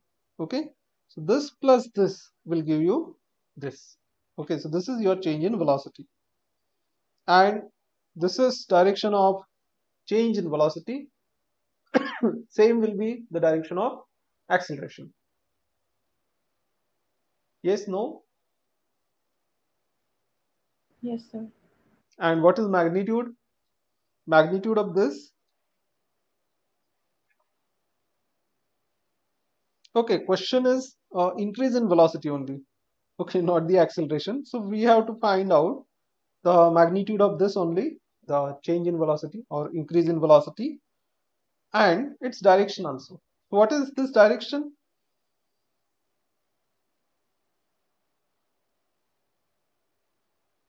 It is this direction, right? So if I draw east, west, north, south, which direction is this? Southwest. Southwest. Okay, southwest direction. So so change in velocity is in southwest direction, or how much is its magnitude? So there is only one option actually with southwest, so this must be the magnitude, right? Yes, no? Yes. Yes, sir. Okay, and you can check it. It will be, so this is 50 kilometers per hour in magnitude, and this is also, because magnitude is not changing, so 50 kilometer per hour. So change in velocity has a magnitude. It will be 50 square plus 50 square in square root. Okay, so square root of 50 square plus 50 square, and that is, you can take 10 outside. Okay, so it will be square root of 5 square plus 5 square, 50, right? So 10 multiplied by square root of 50, so about 7 point something. Okay, so 7 times 10, 70 point something, right? Yeah, so 70.7 kilometers per hour. This is the answer. Next question is, when an object is shot from the bottom of a long smooth inclined plane kept at an angle of 60 degrees with the horizontal, it can travel distance x1 along the plane, but when the inclination is decreased to 30 degree and the same object is shot with the same velocity, it can travel x2 distance. Then x1 is to x2 will be. So you have object is shot from bottom of a long smooth inclined plane kept at an angle of 60 degrees. So we have long smooth inclined plane at an angle of 60 degrees. So like this, and you are shooting an object from the bottom, okay, from here, with some initial velocity, okay, with some initial velocity. Let's call it u. So it reaches till some distance and it stops. So suppose it reaches this much distance. So this is this much distance from here to here is x1. So this much distance is x1, and you take another plane. Another plane is like this. It is inclined at 30 degree. So this is 60 degrees. This is 30 degrees. Okay, so suppose this is theta 1 and this is theta 2 equals to 30 degrees. And now you are shooting same object with same initial velocity on this plane. So it reaches till some distance. So this distance is x2. And you want to find the ratio of x1 is to x2. So what should we do?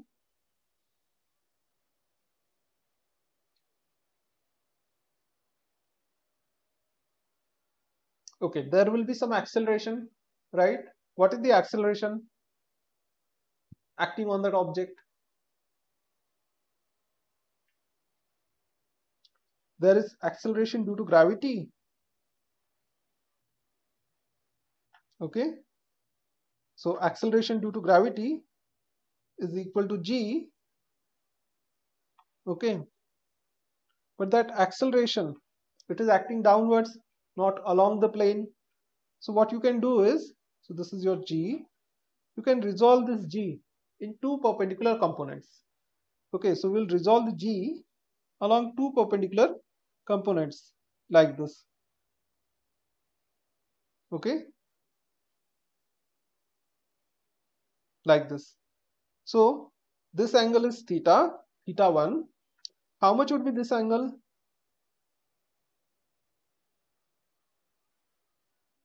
This angle 90 minus theta. 90 minus theta, and therefore this angle would be theta 1. So this angle is theta 1. So now I am resolving g.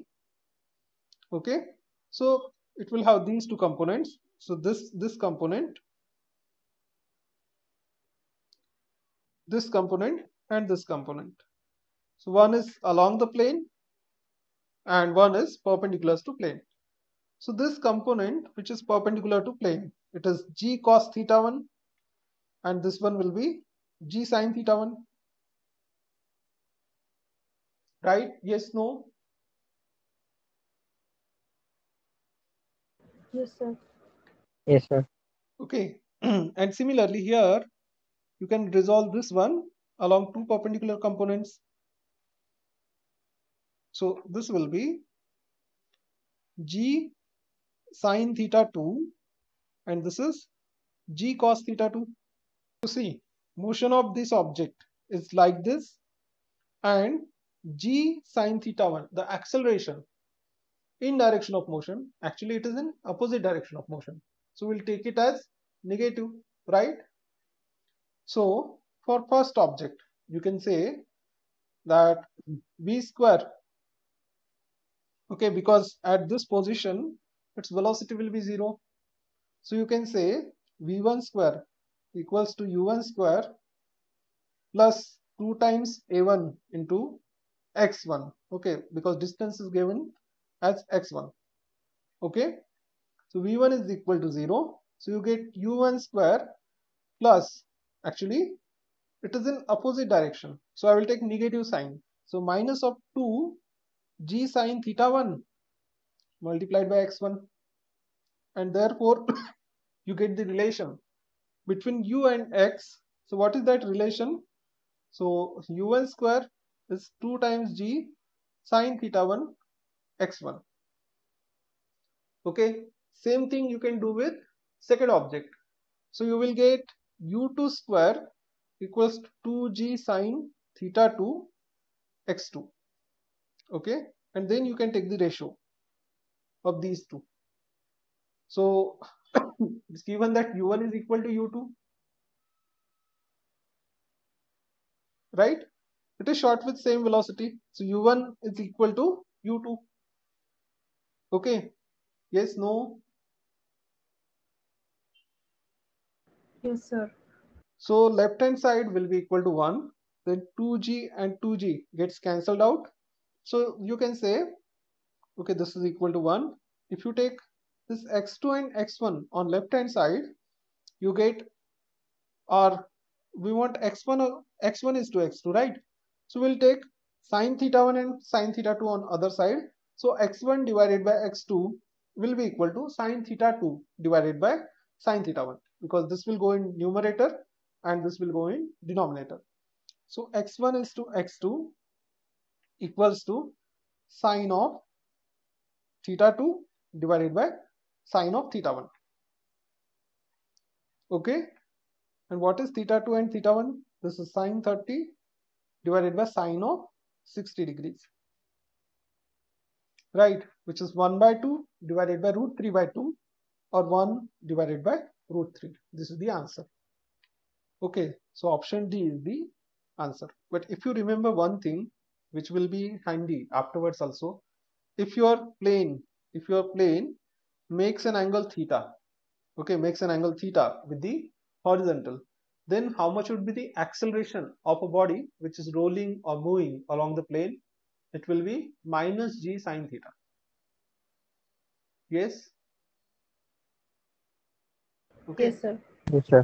So if you Yes, just sir. remember this thing, you can directly write down this equation, that v square equals to u square minus 2g sine theta into x1, and similarly for the second one. So no need to draw anything. Okay. So if you just remember this fact, okay, you can solve it little bit quicker in half time, right? Yes, sir. Okay, so please remember this. So this will be handy for this kind of problem, and there will be problems in laws of motion. Okay, in laws of motion also there will be lots of inclined planes. Okay, so let's move on to the next problem. A particle has initial velocity. This is initial velocity, and the acceleration is this one. Its speed after 10 seconds. This is very easy, right? So v is equal to u plus at. That is the formula. Okay, thank you. So this will be what?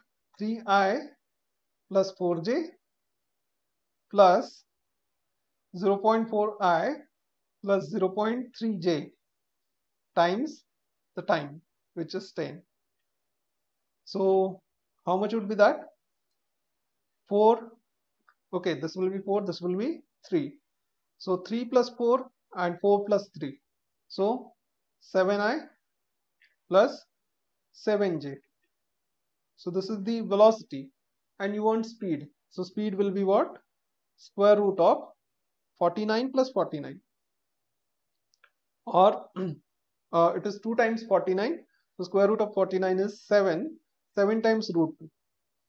So 7 times root 2 meters per second. This is the answer. Option B is the answer. Okay.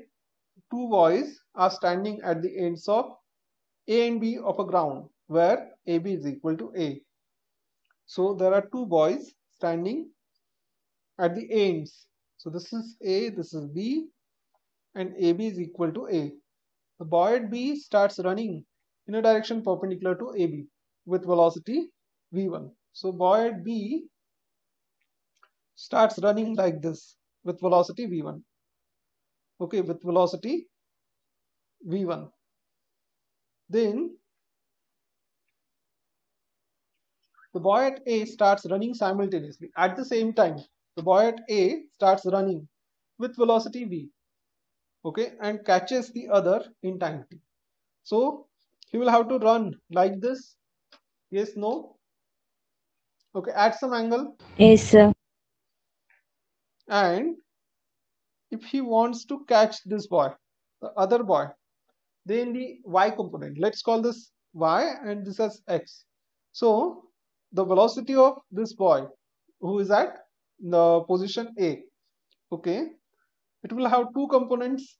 So it is he is running with velocity v. Okay, so that velocity, this velocity is v, and we can resolve it along two components. So one should be equal to what? So this should be equal to Vy should be equal to V1, because in this direction this boy is running with velocity V1. So the y component of this boy, the first boy, okay, who is at A, it should be at least that much, right? Yes, no? If he wants to catch the other boy, Yes, sir. the Yes, x sir. component can be anything.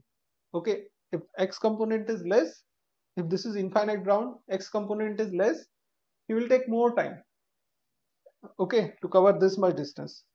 But y component must be equal, okay, if he wants to catch this other boy, because this boy is running in y direction only. Okay, so Vx is something, sorry, Vx is something we don't know. Okay, so now we can put this y component is equal to what? V1. So yes, this is V, okay, this is Vx, and this much distance is V1. So we can say we want to find out Vx, okay, because we want to find out and how much time he will cover this much x distance, okay, this much distance in x direction. So we can say that v square is equal to v1 square plus vx square, and therefore vx square is equal to v square minus v1 square. So whenever he catches the other boy, so distance covered in x direction would be equal to what? It will be equal to a, right? So how much would be the time? So we can say the time in which he catches the other boy will be equal to a divided by vx. That is a divided by this thing, v square minus v1 square. So option, D. okay, option D. Yeah, there is a square here, right? So you can take its square Yes, root. sir. Okay, so option D is the answer. So is this question clear? Yes, sir. Yes, sir. Yes, sir. Okay, so out of all of the questions, this was good, right? Okay, next question. Two particles A and B are connected by a rigid rod AB. So these are particles, two particles, they are connected by rigid rod. The rod slides along sorry, the rod slides along perpendicular rails as shown. So these are perpendicular rails. So okay, the rod slides along perpendicular rails as shown here. The velocity of A to the left is 10 meters per second. So this end is moving towards left with the velocity of 10 meters per second. What is the velocity of B when angle alpha is equal to 60 degrees? So what will be velocity of B when the angle is 60 degrees? Yes. So here you can say that this is your x direction, this is your y direction, okay, this is your x direction, and now the y and x are changing. So y is increasing, x is decreasing, and both are related. So you can take dy by dx, right? Dy by dx. Okay. So dy by dx will give you tan theta. Okay. It will be tan theta. So this is clear till this point. Yes, sir. Yes, sir. Yes, sir. And both of these changes will happen in same time. Okay. Both of the changes will happen in same time. Yes, no? Because in the time, Yes, sir. this point moves by distance dx. Okay. This point will move by distance dy. Okay, because the rod is connected. So you can divide it by time. You can take dy by dt divided by dx by dt. that will be your tan theta. And this is your dy by dt is velocity in y direction, dx by dt is velocity in x direction, and this is equal to tan of not theta, this angle is alpha anyways, but it is equal to 60 degrees. Okay, so Vy is equal to tan of 60 degrees because we are given with the velocity in x direction, right? So Vy equals to tan of 60 degrees multiplied by Vx. Okay, right? So what is tan of 60? √3. So √3 multiplied by what is dx? Sorry, Vx? 10. 10. So √3 multiplied by 10. So how much is value of √3? 1.73. Okay, 1.73 multiplied by 10. So 17.3 meters per second is the answer. This is Vy. Okay, so option D is the answer. So you got the question. Sorry. Yes, sir. Yes, sir. So let's see this next question then. Rain is falling vertically downwards with the velocity of 4 kilometers per hour. Man walks in rain. Okay, this is a question from NCERT, if you know. Okay, man walks in rain. I guess there was old woman in NCERT. They have replaced it with man. With a velocity of 3 kilometers per hour. The raindrops will fall on the man with the velocity of.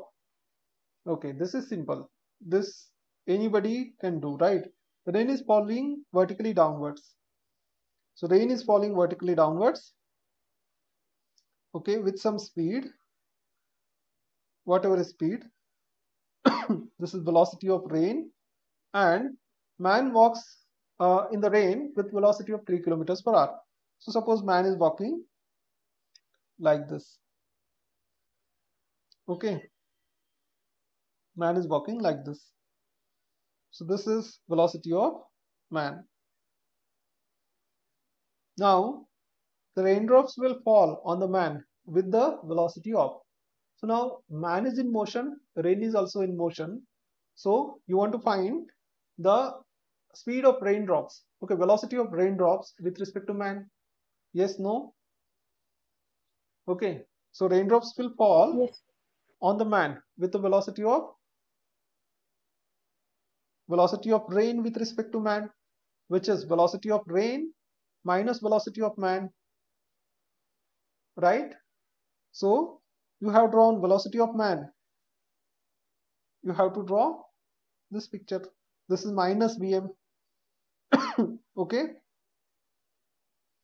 or directly if you want to do, this is velocity of man plus this thing. Okay, plus which thing? Plus this vector,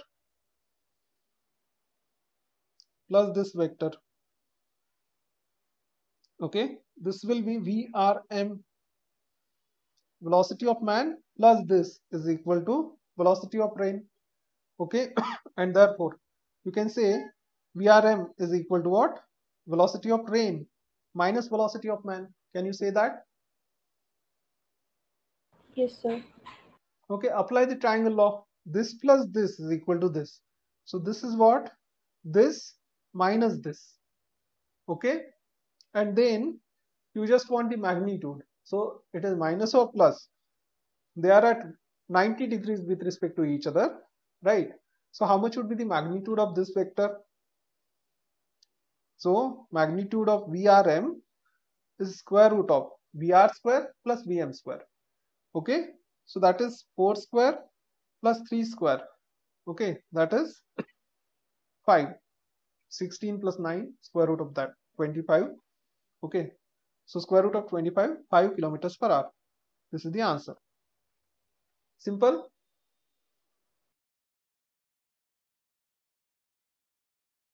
Okay, so projectile motion is motion of any object which is thrown in space. Okay, so let's suppose I take a ball and throw it in space. What kind of path will it follow? It will follow a path like this, right? If I throw it at some angle, it will follow a path like this. So this motion is known as what? The projectile motion. Okay, any object projected in space, its motion is known as the projectile motion. So now let's draw trajectory of this projectile. So let's suppose this is my y-axis, this is my x-axis, and I throw projectile, so it follows a path like this, right? So now at the beginning, it will have some velocity. We throw it with some velocity from this point. Let's call it origin. So x is equal to 0, y is equal to 0. Okay, so this is your x naught, y naught, which is 0, 0, point O. So you are throwing your projectile from this point with some velocity, some initial velocity.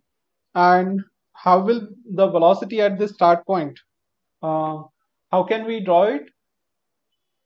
It will be along what? Tangential to the path, right? It will be along the tangential to the path, tangential direction.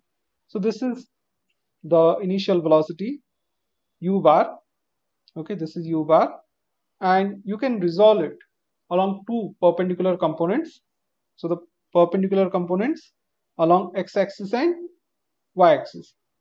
So this is ux, the component along x-axis is ux, component along y-axis is uy.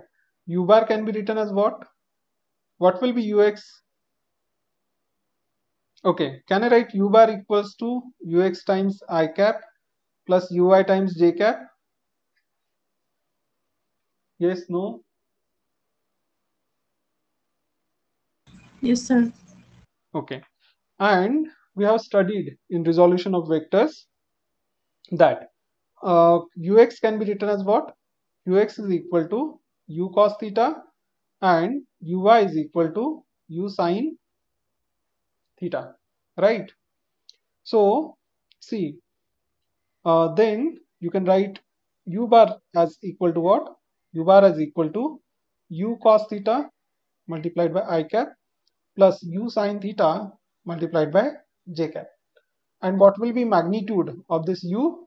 The magnitude of u bar is equal to square root of ux square plus ui square. This we studied in vectors, right?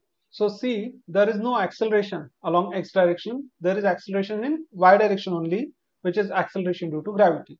So motion along x direction, it is uniform motion. Motion in y direction is uniformly accelerated motion, right? Okay, so acceleration in x direction is equal to 0. Therefore, speed in x direction, okay, the velocity in x direction at any later time will be equal to velocity at start. Okay, so can I say Vx is equal to ux? Yes, no? Yes, sir. Okay, and since Ay is equal to minus g, okay, Ay is equal to acceleration due to gravity, but we are considering this direction as positive, vertically upwards as positive.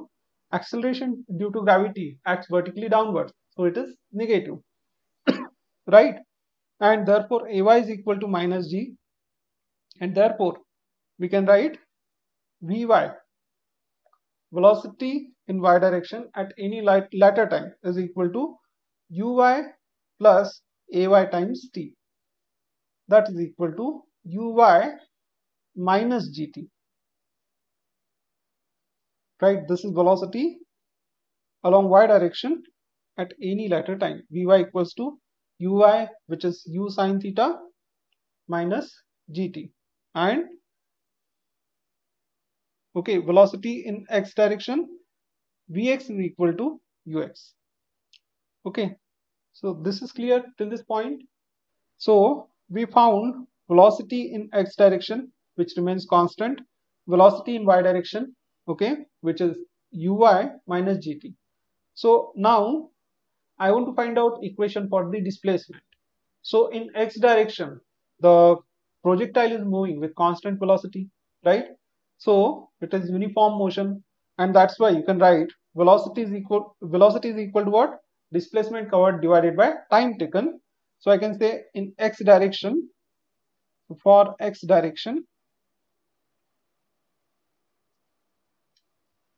Okay, I can say ux is equal to what? The displacement in x direction divided by time.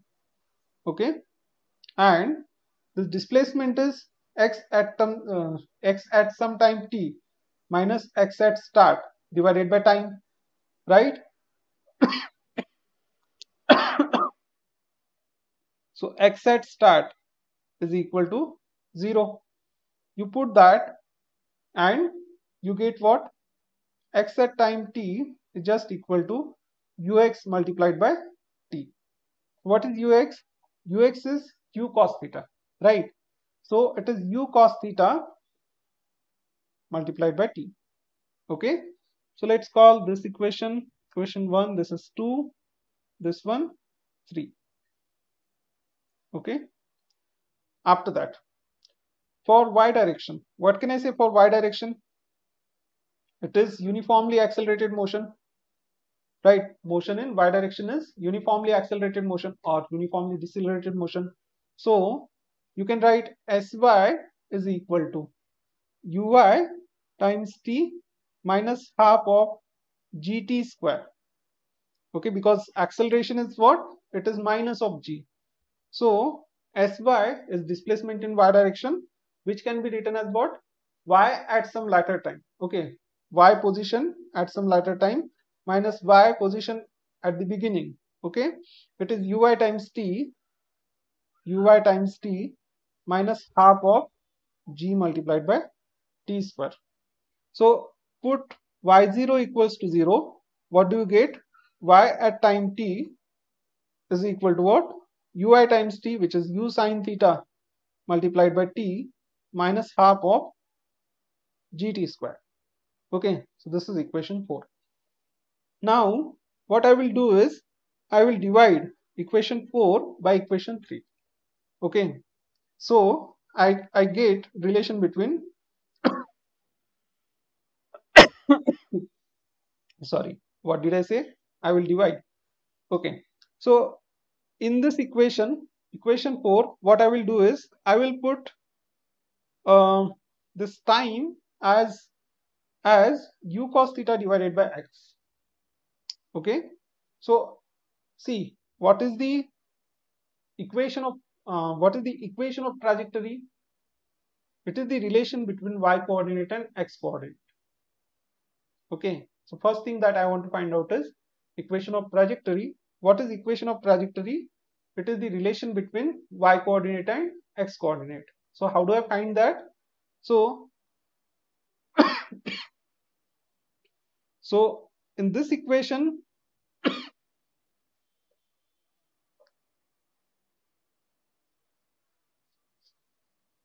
okay, in this equation I have time.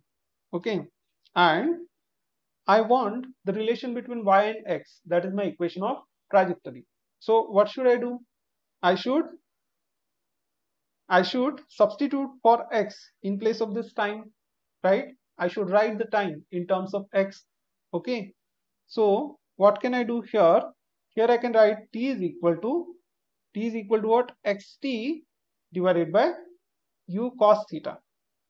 Okay, so let's call this equation 3a or something, and let's put this in this equation.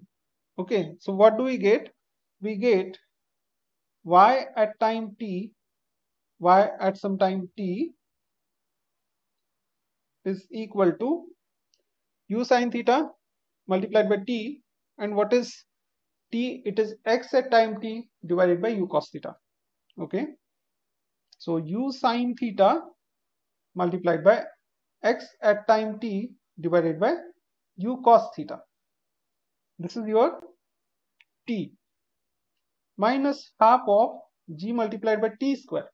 So t is x divided by u cos theta, and you have square of that. So this is equal to, here u and u gets cancelled. Sin theta upon cos theta is tan theta.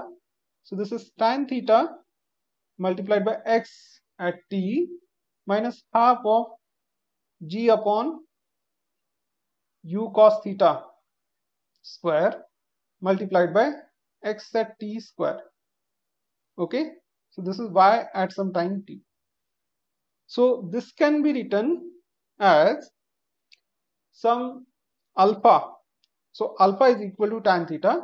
Okay, alpha times x minus, or I will write plus, beta times x t square, where alpha is equal to what? Tan theta. Beta is equal to this thing, minus half g upon u cos theta square.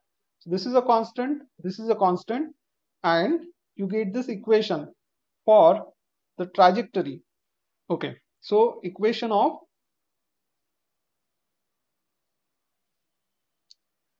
trajectory of projectile, or I just want to say trajectory of projectile is a parabola. Okay, or projectile follows a parabolic path.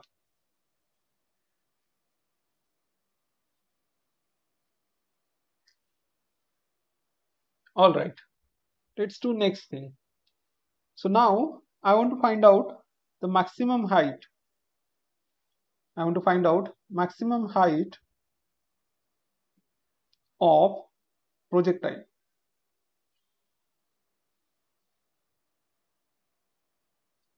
Okay, so what should I do? So now what we have done is we have broken this motion of projectile along two perpendicular components. Okay, so we are studying x component separately, y component separately. Right, so now see what will happen at the maximum height. What will happen when projectile reaches at this point? What will be its velocity? 0. It will be 0. Which component of velocity will become 0? X component or y component? X. No. X component is Y constant. component. Right. X component is constant.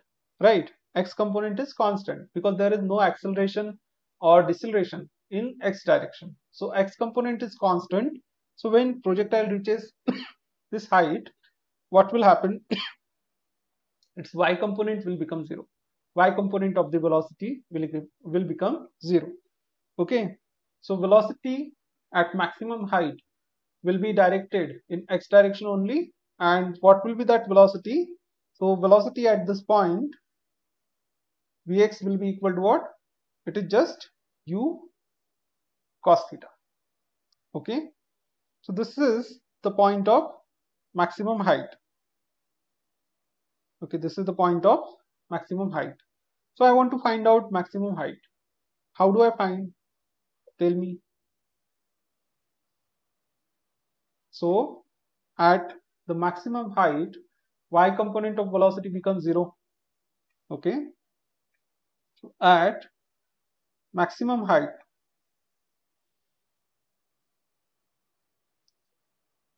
y component of velocity becomes 0.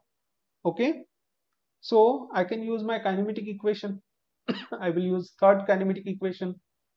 So I can say Vy square is equal to Uy square minus a plus 2Ay into Sy. So for maximum height, the displacement will be equal to Sy. Okay, so h is equal to Sy, and what is acceleration? It is minus g, right? Acceleration is minus g. So Vy is equal to 0. Let's substitute that. It is equal to Uy square, and we have minus 2 times g into h. Okay, so which gives me 2 times g multiplied by h is equal to Uy square. So h is equal to Uy square divided by 2g. And what is Uy? It is u sine theta. So h is equal to u sine theta square, or I can write u square sine square theta divided by 2g. So this is the maximum height. attained by a projectile thrown at an angle theta. This is clear? Yes, sir. Yes, sir. Okay. So now when this height will be maximum, at what angle with the horizontal will this height be maximum? Tell me. 90 degree. 90 degrees. So in this equation, for the maximum height, you have u square sine square theta divided by 2g. So u is constant, g is constant. Okay. So theta can change.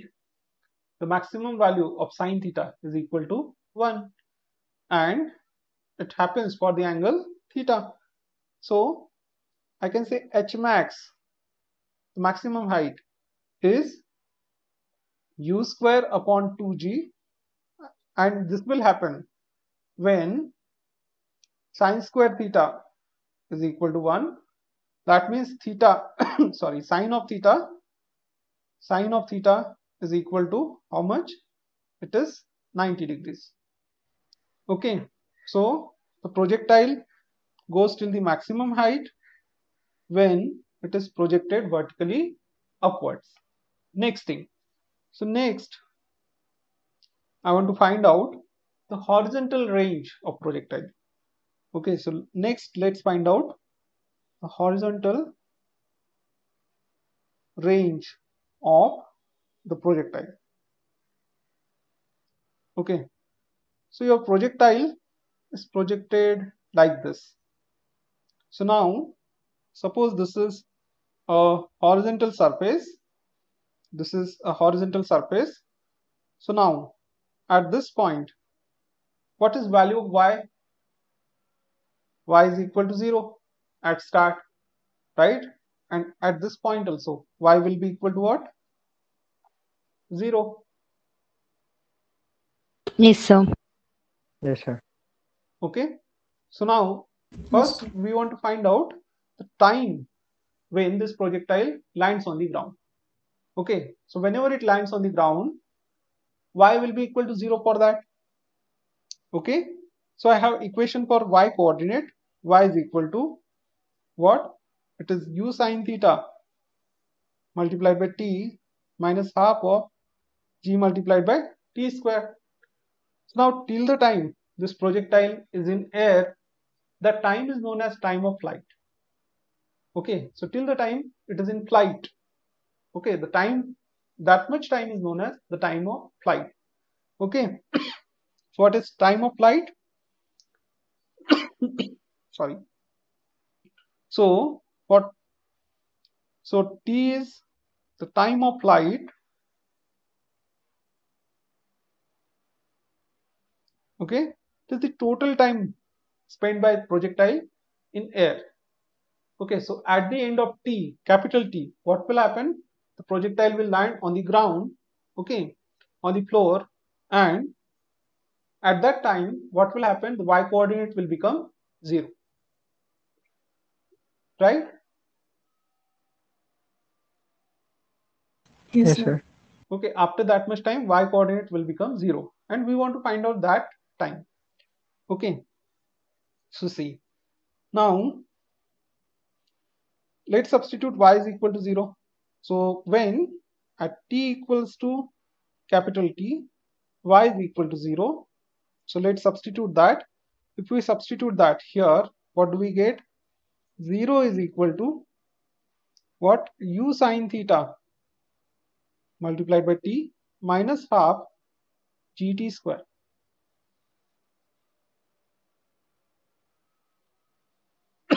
And therefore half gt square is equal to u sine theta multiplied by t.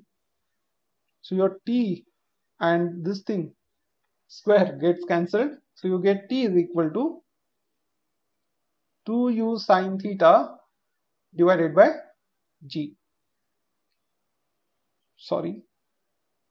So how much is the time of flight? What is the equation for time of flight? It is 2u sine theta divided by g.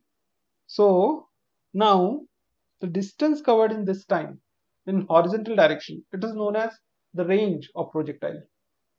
Okay, so what is the range of projectile? Range of projectile is denoted by R. So range R will be equal to what?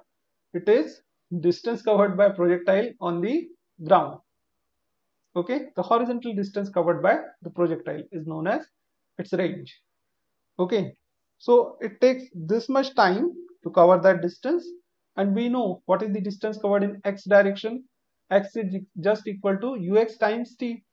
Okay, velocity multiplied by time. So x, so at t equals to t, x is equal to the horizontal range. This is clear? Yes, sir. Yes, sir. Okay, so r is equal to, I can say, ux multiplied by capital T. So it is equal to, what is ux? U cos theta multiplied by capital T is 2 times u sin theta divided by g. Okay, and you can see here, this is 2 times sin theta cos theta is formula for what? Sine 2 theta. Is sin 2 theta, right? So you get r is equal to u square. Okay, this u multiplied by u square sin 2 theta divided by g. Sin 2 theta divided by g. Okay, so now tell me, at what angle should be projectile projected such that it will attain maximum range? 90 degree. No, 45 degree. 45 degree. Okay, here you Yes, have sir. sine of 2 theta, right? So u is constant, v is constant. Okay, sine can have different values. So for the maximum range, I can say R max. Okay, maximum range is R max. Sine of 2 theta is equal to 1. Okay, so that means 2 theta should be equal to 90 degrees, and that means theta is equal to what? 45 degrees. Okay, sine of 2 theta is 1, that means 2 theta is 90 degrees, so theta is equal to 45 degrees.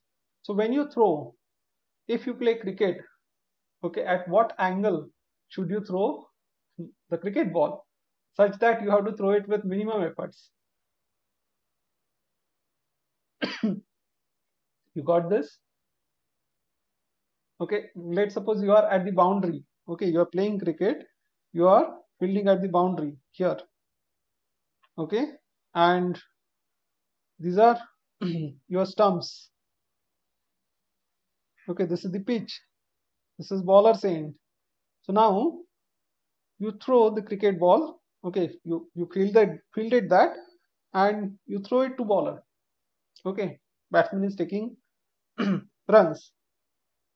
So you should throw it at what angle such that you have to throw it with the minimum efforts.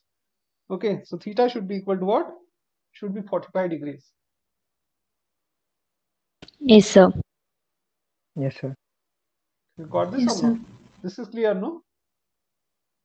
Okay, because see, Yes, sir. you want some range. Okay, this will be your horizontal range. So this can be attained using various angles. Okay, so your formula is u square sine 2 theta divided by g. So if you throw it at what?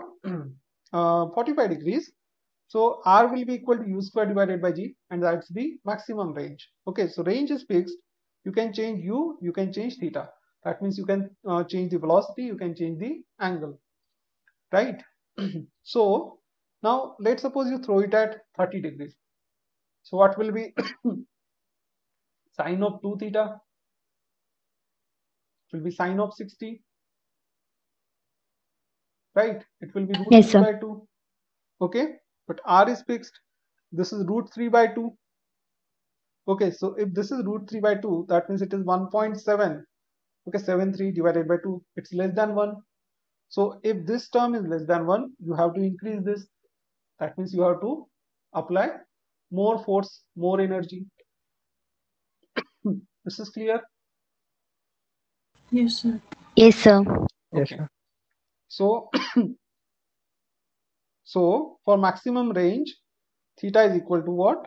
It is 45 degrees. Okay, so let's clear the cricket field.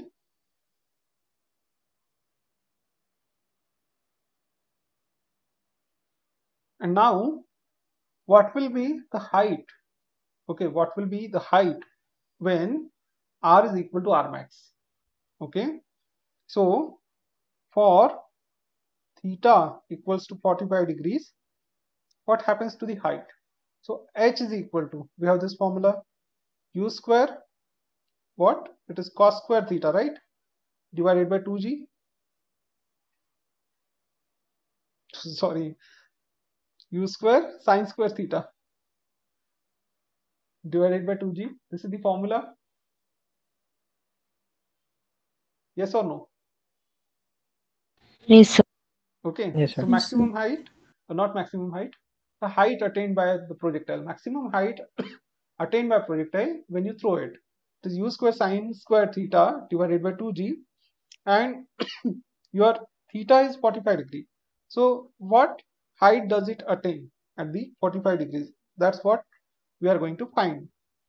So sine of theta is how much for 45 degrees? 1 upon root 2. Sine square theta will be how much? 1 by 2. 1 by 2. Okay, so it is u square divided by 2g multiplied by 1 by 2. Okay, so see at this angle, what will be the value of r? So it is r max. Okay, so r max is equal to what? U square divided by g, right? Sine 2 theta is equal to 1. Okay, so so u square upon g is r max. So how much is h? H is equal to r max divided by 4. H is equal to what? R max divided by 4. This is clear? Yes, sir. Yes, sir. Okay, so height will be range divided by 4. Maximum range divided by 4 when you throw it at 45 degrees. Okay. Clear, Preeti? Yes, sir. Okay, good. So then, see, we discussed the time of flight. Okay, so till the time the projectile is in air, that time is known as time of flight. Now, you throw that projectile, it goes till this height. So till this time it is going up. So the time, till the time the projectile moves up, it is known as time of ascent. And when it starts moving down, okay, that is known as descent. So till the time it moves down from this maximum height, till the time it reaches the ground, that time is known as time of descent. Okay, so can we find time of ascent? Okay, time of ascent, time of ascent, let's denote it by TA. Okay, this is what we have to find out. So what will happen at this time? Which component of velocity will become 0? Y component.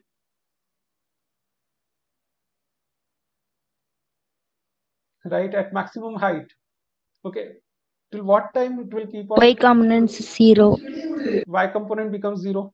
Okay, so when t is equal to TA, Vy is equal to 0. Y component of velocity is equal to 0. And what is Vy? It is Uy minus gt. That's equal to 0.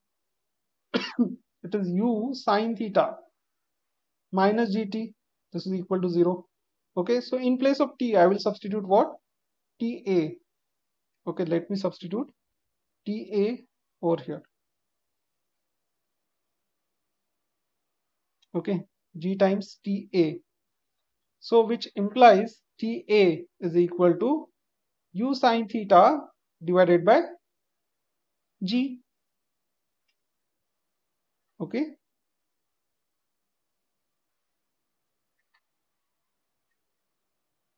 Okay. So what is time of ascent? It is U sine theta divided by G. How much is time of flight? Time of flight is 2U sine theta divided by G. So how much would be time of descent? U sin theta by G. It should be U sine theta divided by G, because total time of flight is 2 times U sine theta divided by G, and time of ascent only is U sine theta upon G. So time of descent,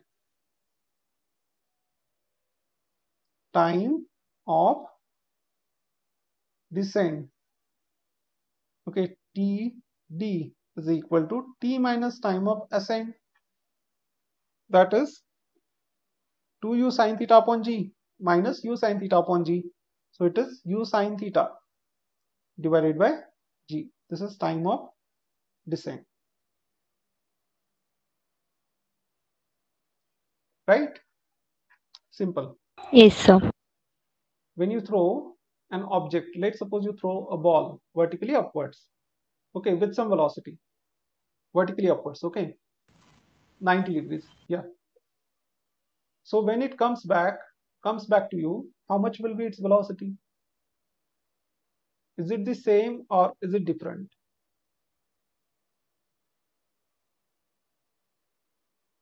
Same. Same no, sir. Same. It will be same, right? So now here, when you throw this projectile in air, okay, with some initial velocity u, okay, this is the initial velocity, and at this point it will have some final velocity. Final velocity will be directed like this. Okay, final velocity will be directed like this. So this is u bar and this is sorry, v bar. This is v bar. Okay, so this angle is theta. How much would be this angle? It would be theta. Why? See, there are two components to the velocity. X component does not change. Okay, X component does not change. What happens to the Y component? It gets reversed. Okay, as we throw something upwards, it comes back to us with same speed. Actually, velocity is different because magnitude of velocity is same, right? So initially it is upwards, now it is downwards, speed is same. Okay, so see here, this theta can be written as what? This theta can be written in terms of ux and uy. Okay, you resolve this in two components. This is ux, this is vertical component is uy. So vertical component is uy. Tan of theta is equal to what? It is uy divided by ux. Okay, and now since vy will be equal to ui, the magnitude will be equal. Okay, and just direction is opposite. So this is your vy, which is equal to uy, and which is this is vx, which is equal to ux. Okay, so again now you can write tan of this angle. How much would be tan of this angle? Tell me. If I draw this vy over here, okay, this vy, I draw it here. So it is opposite side vy divided by adjacent side vx. Okay, so it is vy divided by vx. Got this? Yes, Yes, sir. sir. Okay, so now so this angle, I'm saying this angle and this angle, it will be equal. Why? Because x component of velocity remains constant, y component just gets reversed, but its magnitude remains constant. So this much, okay, this length and this length is equal.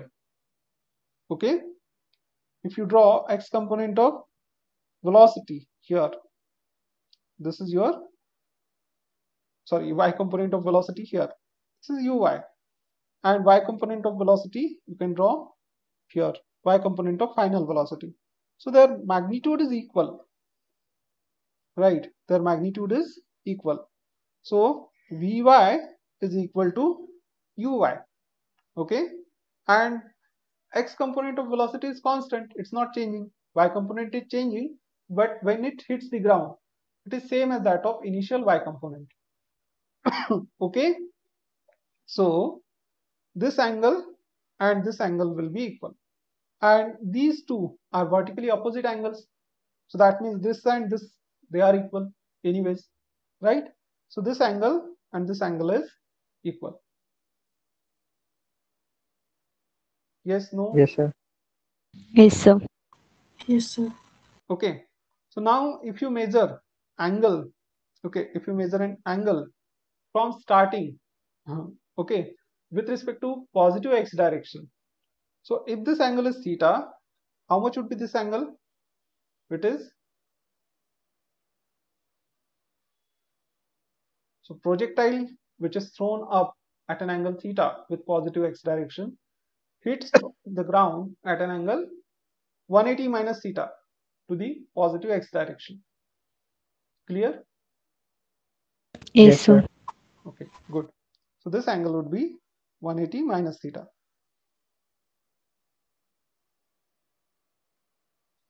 Okay, we are consistently measuring the angle with positive x direction. Okay, and now so if u bar can be written as, if u bar can be written as ux into I cap plus uy times j cap, how can I write v bar? This v bar, this can be written as, sorry, v bar can be written as vx times I cap plus or minus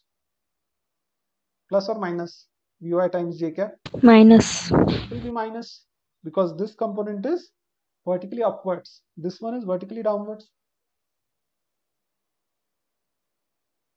Yes, Yes, sir. sir.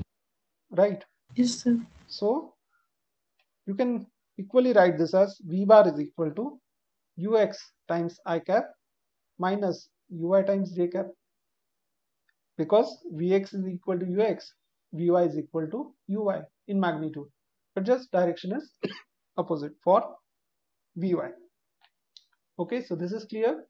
So we have two bullets are fired horizontally and simultaneously towards each other from rooftops of two buildings 100 meters apart. So we have two buildings 100 meters apart.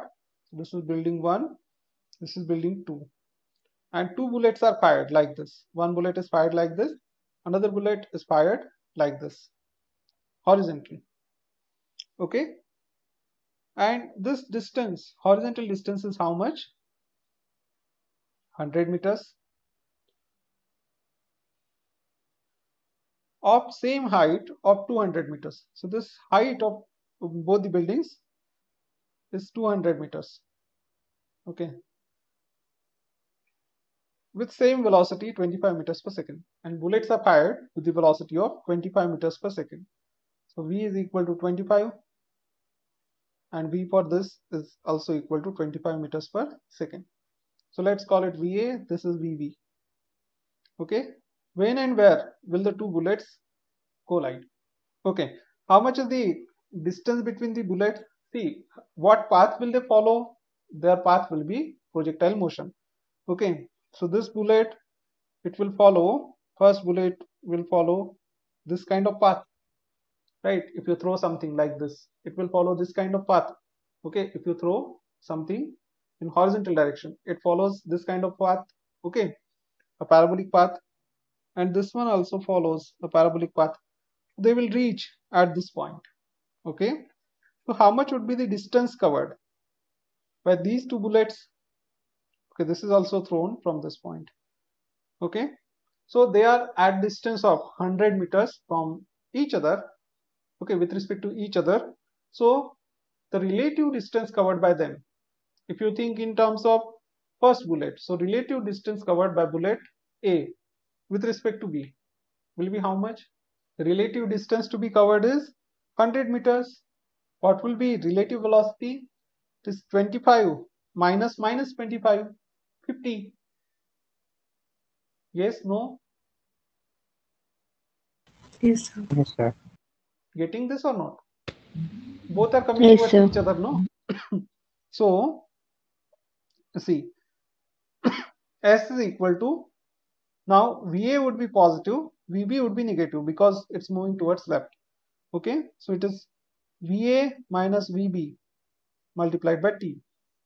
Okay, and it is 25 minus 25, that is 50 multiplied by T. This is 100, so T equals to, it is 100 divided by 50, 2 seconds. So two bullets will strike each other. They will strike at this point, but at what time? T equals to 2 seconds. Okay, so how much vertical distance will they move? Will they cover? So see, horizontal movement and vertical movement, the motion in horizontal direction and motion in vertical direction, they are separated. Okay, so initially both of the bullets don't have any velocity in vertical direction. Okay, there is no velocity in vertical direction. They are fired horizontally, and we know that there is acceleration in vertical direction. So we can use this formula for distance covered in y direction. Let's suppose this much is the displacement in y direction. Okay, this much is the displacement in y direction. Let's call it Sy. How much would be Sy? Sy is equal to, it is equal to uy times t minus half of gt square, and uy is equal to 0. They are fired in x direction. Okay, so it is minus half of gt square. Okay, or if we just want to find out the magnitude, let's keep plus half. Okay, so uy is 0, this thing will be 0. It is half of gt square, so half of 10. Okay, g is given as 10. Even if it is not given, we'll take it as 10 for simplicity. So this is 10 by 2 is 5. 5 times 4, 20. 20 meters. Yes. So what's the answer? Option B. B, sir. It is option A. See how they cover that much distance, but you want their height. Okay, earlier they were at the height of 200 meters. Now they have fallen through the height of 20 meters. Okay, so they are still at the height of how much? 200 minus 20.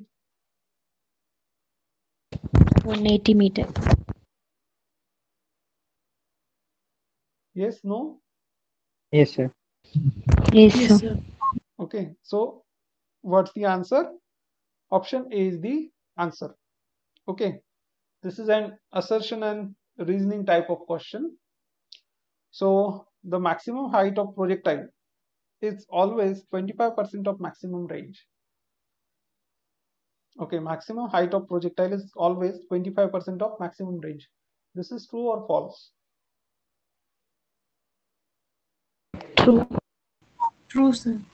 Yeah, Yes, we sir. found that, okay, maximum height is equal to 1/4 of maximum range. 1/4 means 25%. So for maximum range, projectile should be projected at 90 degrees. This is true or false? This is the reason. False. This is false. Good. So which of the options is correct? C. Sir. Assertion is correct, but reason is incorrect. Right. So what should be the reason? Correct reason? Projected at 45 degrees. Projected at 45 degrees. Good. Next one. So what is the range of projectile thrown with velocity 98 meters per second with angle of 30 degree from horizontal? This is very simple, right? So just the formula for range is u square sine 2 theta divided by g. Okay, so 98 square multiplied by sine of 2 theta, okay, sine of 60 degrees divided by g. How much is g? Well, let's suppose it is 10. Okay, so 98 square, or no need to take 10, no, we have 98 in numerator, so 9.8. Okay, so sine 60 is root 3 by 2. Which option? A, sir. Option A, right. So it is 98 multiplied by 98 divided by 9.8. So this will be 10. 10 by 2 is 5. 5 times 98 will be 490. Okay, and 490 root 3 is the answer. Option A. Assertion and reasoning type of question. So when theta equals to 45 or 135, the value of r remains the same. Only the sign changes. Okay, only the sign changes. Okay, I forgot to tell you one thing. So what is r? It is u square sine 2 theta divided by g, right? So it is u square sine of now see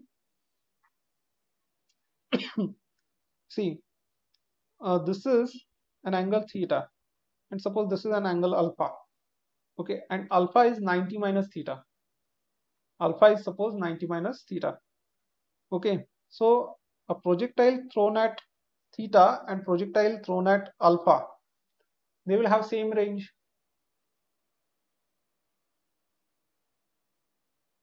Yes, sir.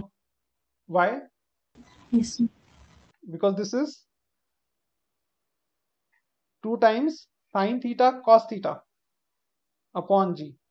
Okay, and for projectile which is thrown at alpha, it will be 2u square, okay, sine alpha cos alpha divided by g. And why so? So projectile thrown at angle theta and projectile which is thrown at angle of 90 minus theta will have same range. Okay, because sine of 90 minus theta is how much? Is what? Cos theta. Cos theta. And what is cos of 90 minus theta?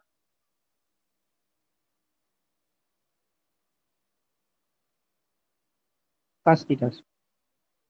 Cos of 90 minus theta? It is cos A cos B cos 90 cos theta plus sin 90 sin theta. Is this formula correct? Cos 90 is 0, so this is 0. So it is sin 90 is 1, it is sin theta. Yes, sir. Yes, sir. Okay, and what is, let's check this thing also. Sin of 90 minus theta is sin 90 cos theta. Yes, this is cos of theta. Okay, minus cos 90, yeah, minus cos 90 sin theta. Okay, so sin of 90 minus theta is cos theta and cos of 90 minus theta is sin theta. Okay, so this is alpha is 90 minus theta. So sin of alpha is equal to cos theta. Cos of alpha is sin theta. Okay, so this will be equal to what? Sin alpha cos alpha is equal to what? Sin theta cos theta. Right? Yes, sir. Yes, sir. And that's why they will have the same range. Okay, a projectile which is thrown at theta with horizontal, or which is thrown at which is thrown at what? 2 theta, not 2 theta, 90 minus theta with horizontal will have same range. Okay, This is clear? Yes, sir. Okay, so please add this point to your notes. Okay, for quick answer. Sometimes there can be a question. A projectile is thrown at 30 degrees, okay, with such and such velocity. A projectile is thrown at 60 degrees with some velocity. Okay, so first one goes till 100 meters. Next one will go till what? We don't need to calculate. It will go till 100 meters. When theta is 45 or 135, the value of r remains same. The only sign changes. Okay, so this is like common sense. Theta is 45, okay, and theta is 135. 135 will be in just opposite direction. Okay, so range will remain same. Okay, so this angle will be 45 then if you throw it at 135. So range will remain same. Only Both are correct. both are correct. Both are correct. Both are Right. correct, sir. So which is the answer? Option A, right? If the angle of projection of a projector with same initial velocity exceed or fall short of 45 by equal amount alpha.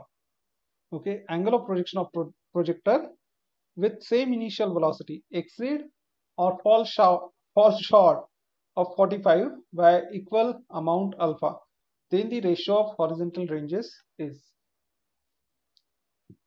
Okay, who can tell me what to do? What's given in the question? Projectile, this is 45 degrees. Okay, angle of projection, this is suppose theta.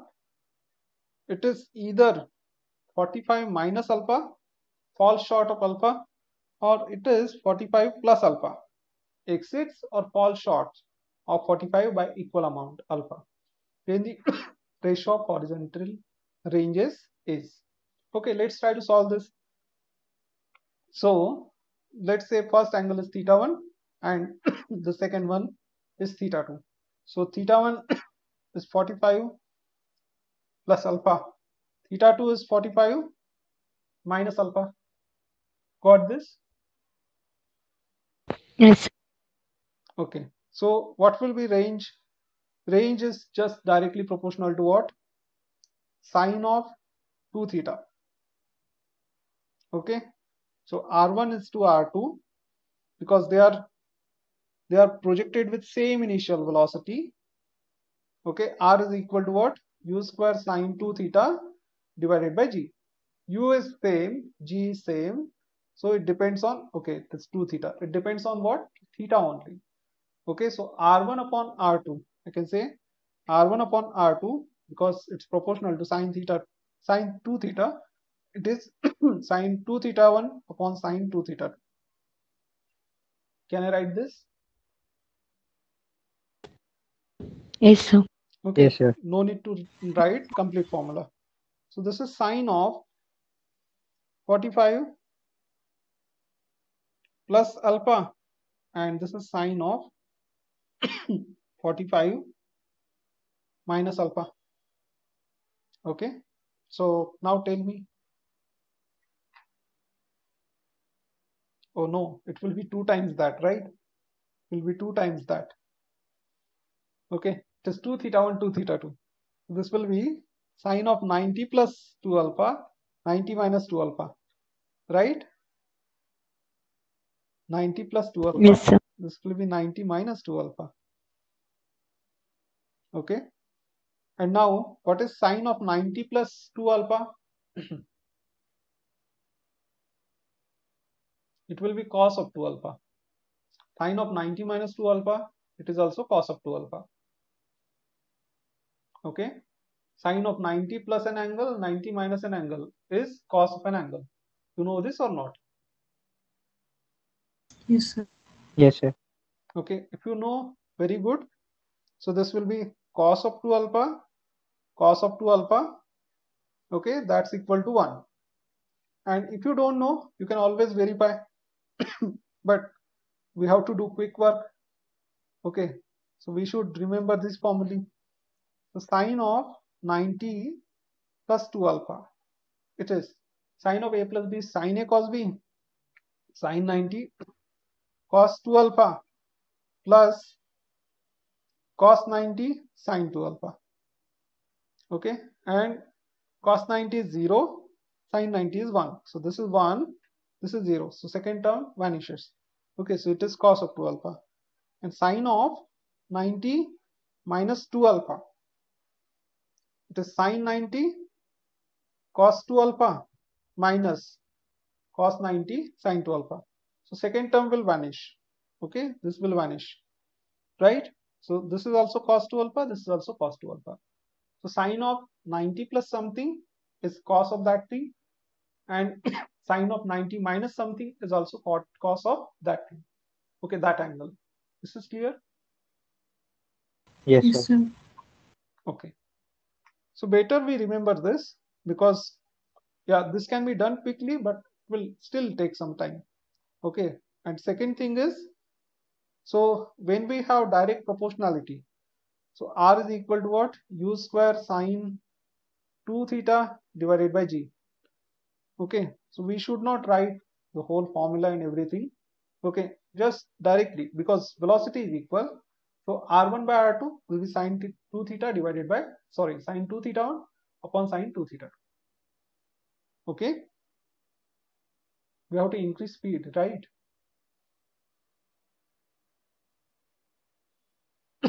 You got this? Yes, sir. Yes, sir. Okay.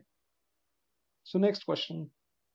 For an object, okay, they they just love 45 degrees.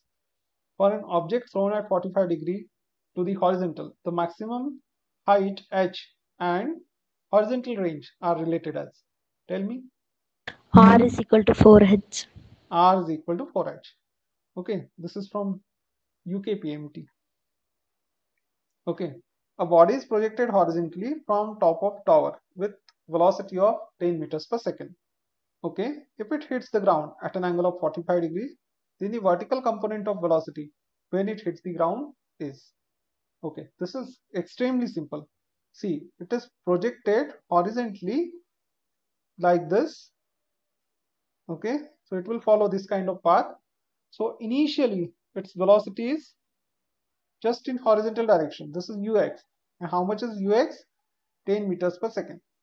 Now when it hits the ground, when it reaches the ground, tell me at this point how much would be horizontal velocity and how much would be vertical velocity.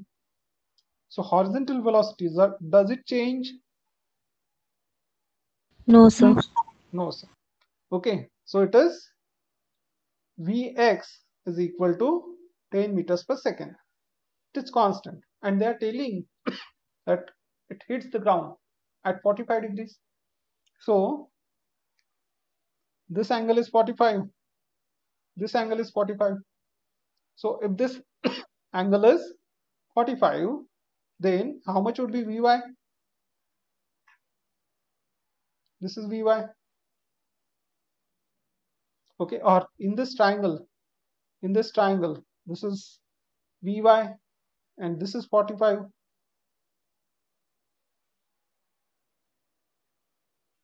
Tan 45 is equal. Yeah, but if you have 45 degrees, then these two sides of triangle are equal, right? Yes, Yes, sir. sir. 10 meter per 10, second. 10 meters per second is the 10. answer. Okay, we can do all that. Okay, Vy upon Vx is equal to tan of 45. Okay, so Vy is equal to tan 45 multiplied by Vx. Tan 45 is 1, and therefore Vy is equal to Vx. Okay, but before doing all that, we can easily guess the answer. If this is 45, then x component and y component of velocity are equal. Yes, sir. Okay, Yes, sir. so answer is D. The body is projected with an angle theta. The maximum height reached is h if the time of flight is 4 seconds and g is 10 meters per second square. Then the value of h is. Time of flight is given and maximum height is asked. How to do this? So h is equal to what? U square sine square theta upon 2g. Okay, time of flight is 2u sine theta upon g. Time of flight is given. This is 4. 4 is equal to 2u sine theta divided by g. Okay, so now can I substitute? So u sine 2u sine theta. Okay, so from that I can substitute u sine theta is equal to 4g divided by 2. Okay, I will take g on this side, 2 on this side. So g goes to numerator, 2 goes to denominator. So u sine theta is 4g divided by 2. Substitute that. So you get h is equal to, okay, what? 4g upon 2 square divided by 2g. So it is 6. Okay, 4g divided by 2. It is 2g only, right? This is 2g only. Okay, so it is 2g square. Okay, 2g square divided by 2g. So that is 2g only, 2 times g. So how much? 20 meter. 20 meters. 20 meters is the answer. Simple. Yes, sir. sir. Okay. Next one. So we have to do these kind of adjustments. Okay. So here t is given. So from that you can find out this unknown thing, u sine theta. All right. Next question. Next question. The velocity of projectile at initial point A is this thing. Its velocity at point B is, you tell me. What happens? X component remains same, Y component gets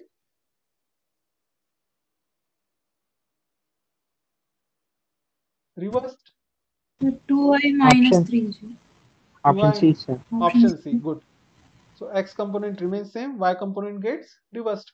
2i minus 3j is the answer. Okay, very simple. Next one. An aeroplane is flying horizontally with a velocity of 600 kilometers per hour and at a height of 1960 meters. When it is vertically above a point A on the ground, a bomb is released. Okay, so aeroplane is there. Aeroplane is there. Okay, at height of 1960 meters. At this much height, and it's moving horizontally.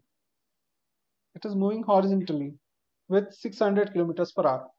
Okay, so its horizontal speed is Vx is 600 kilometers per hour. Okay, and a packet is thrown.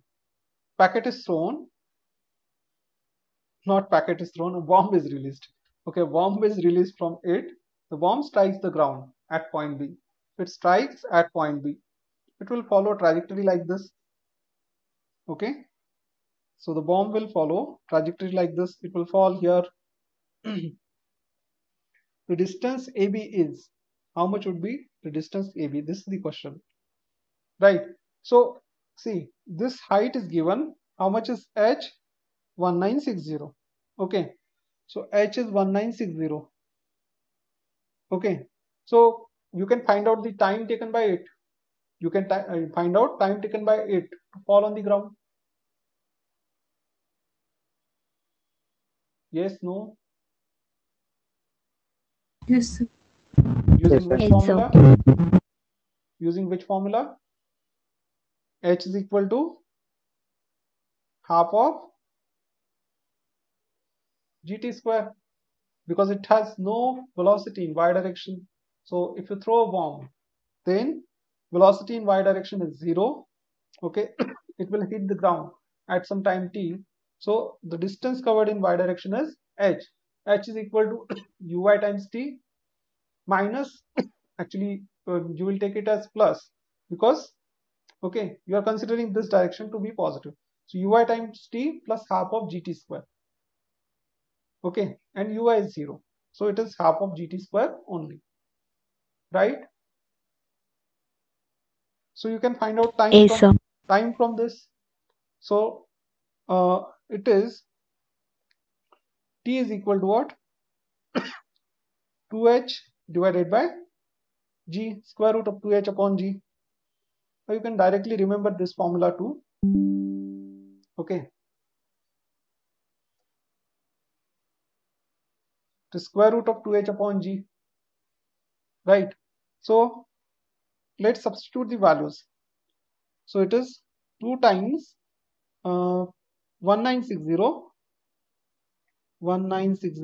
is the height divided by g.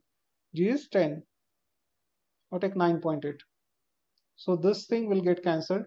196 times 2. Okay. Yeah, close to 400. 392. Okay, 392. Square root of that will be close to 20.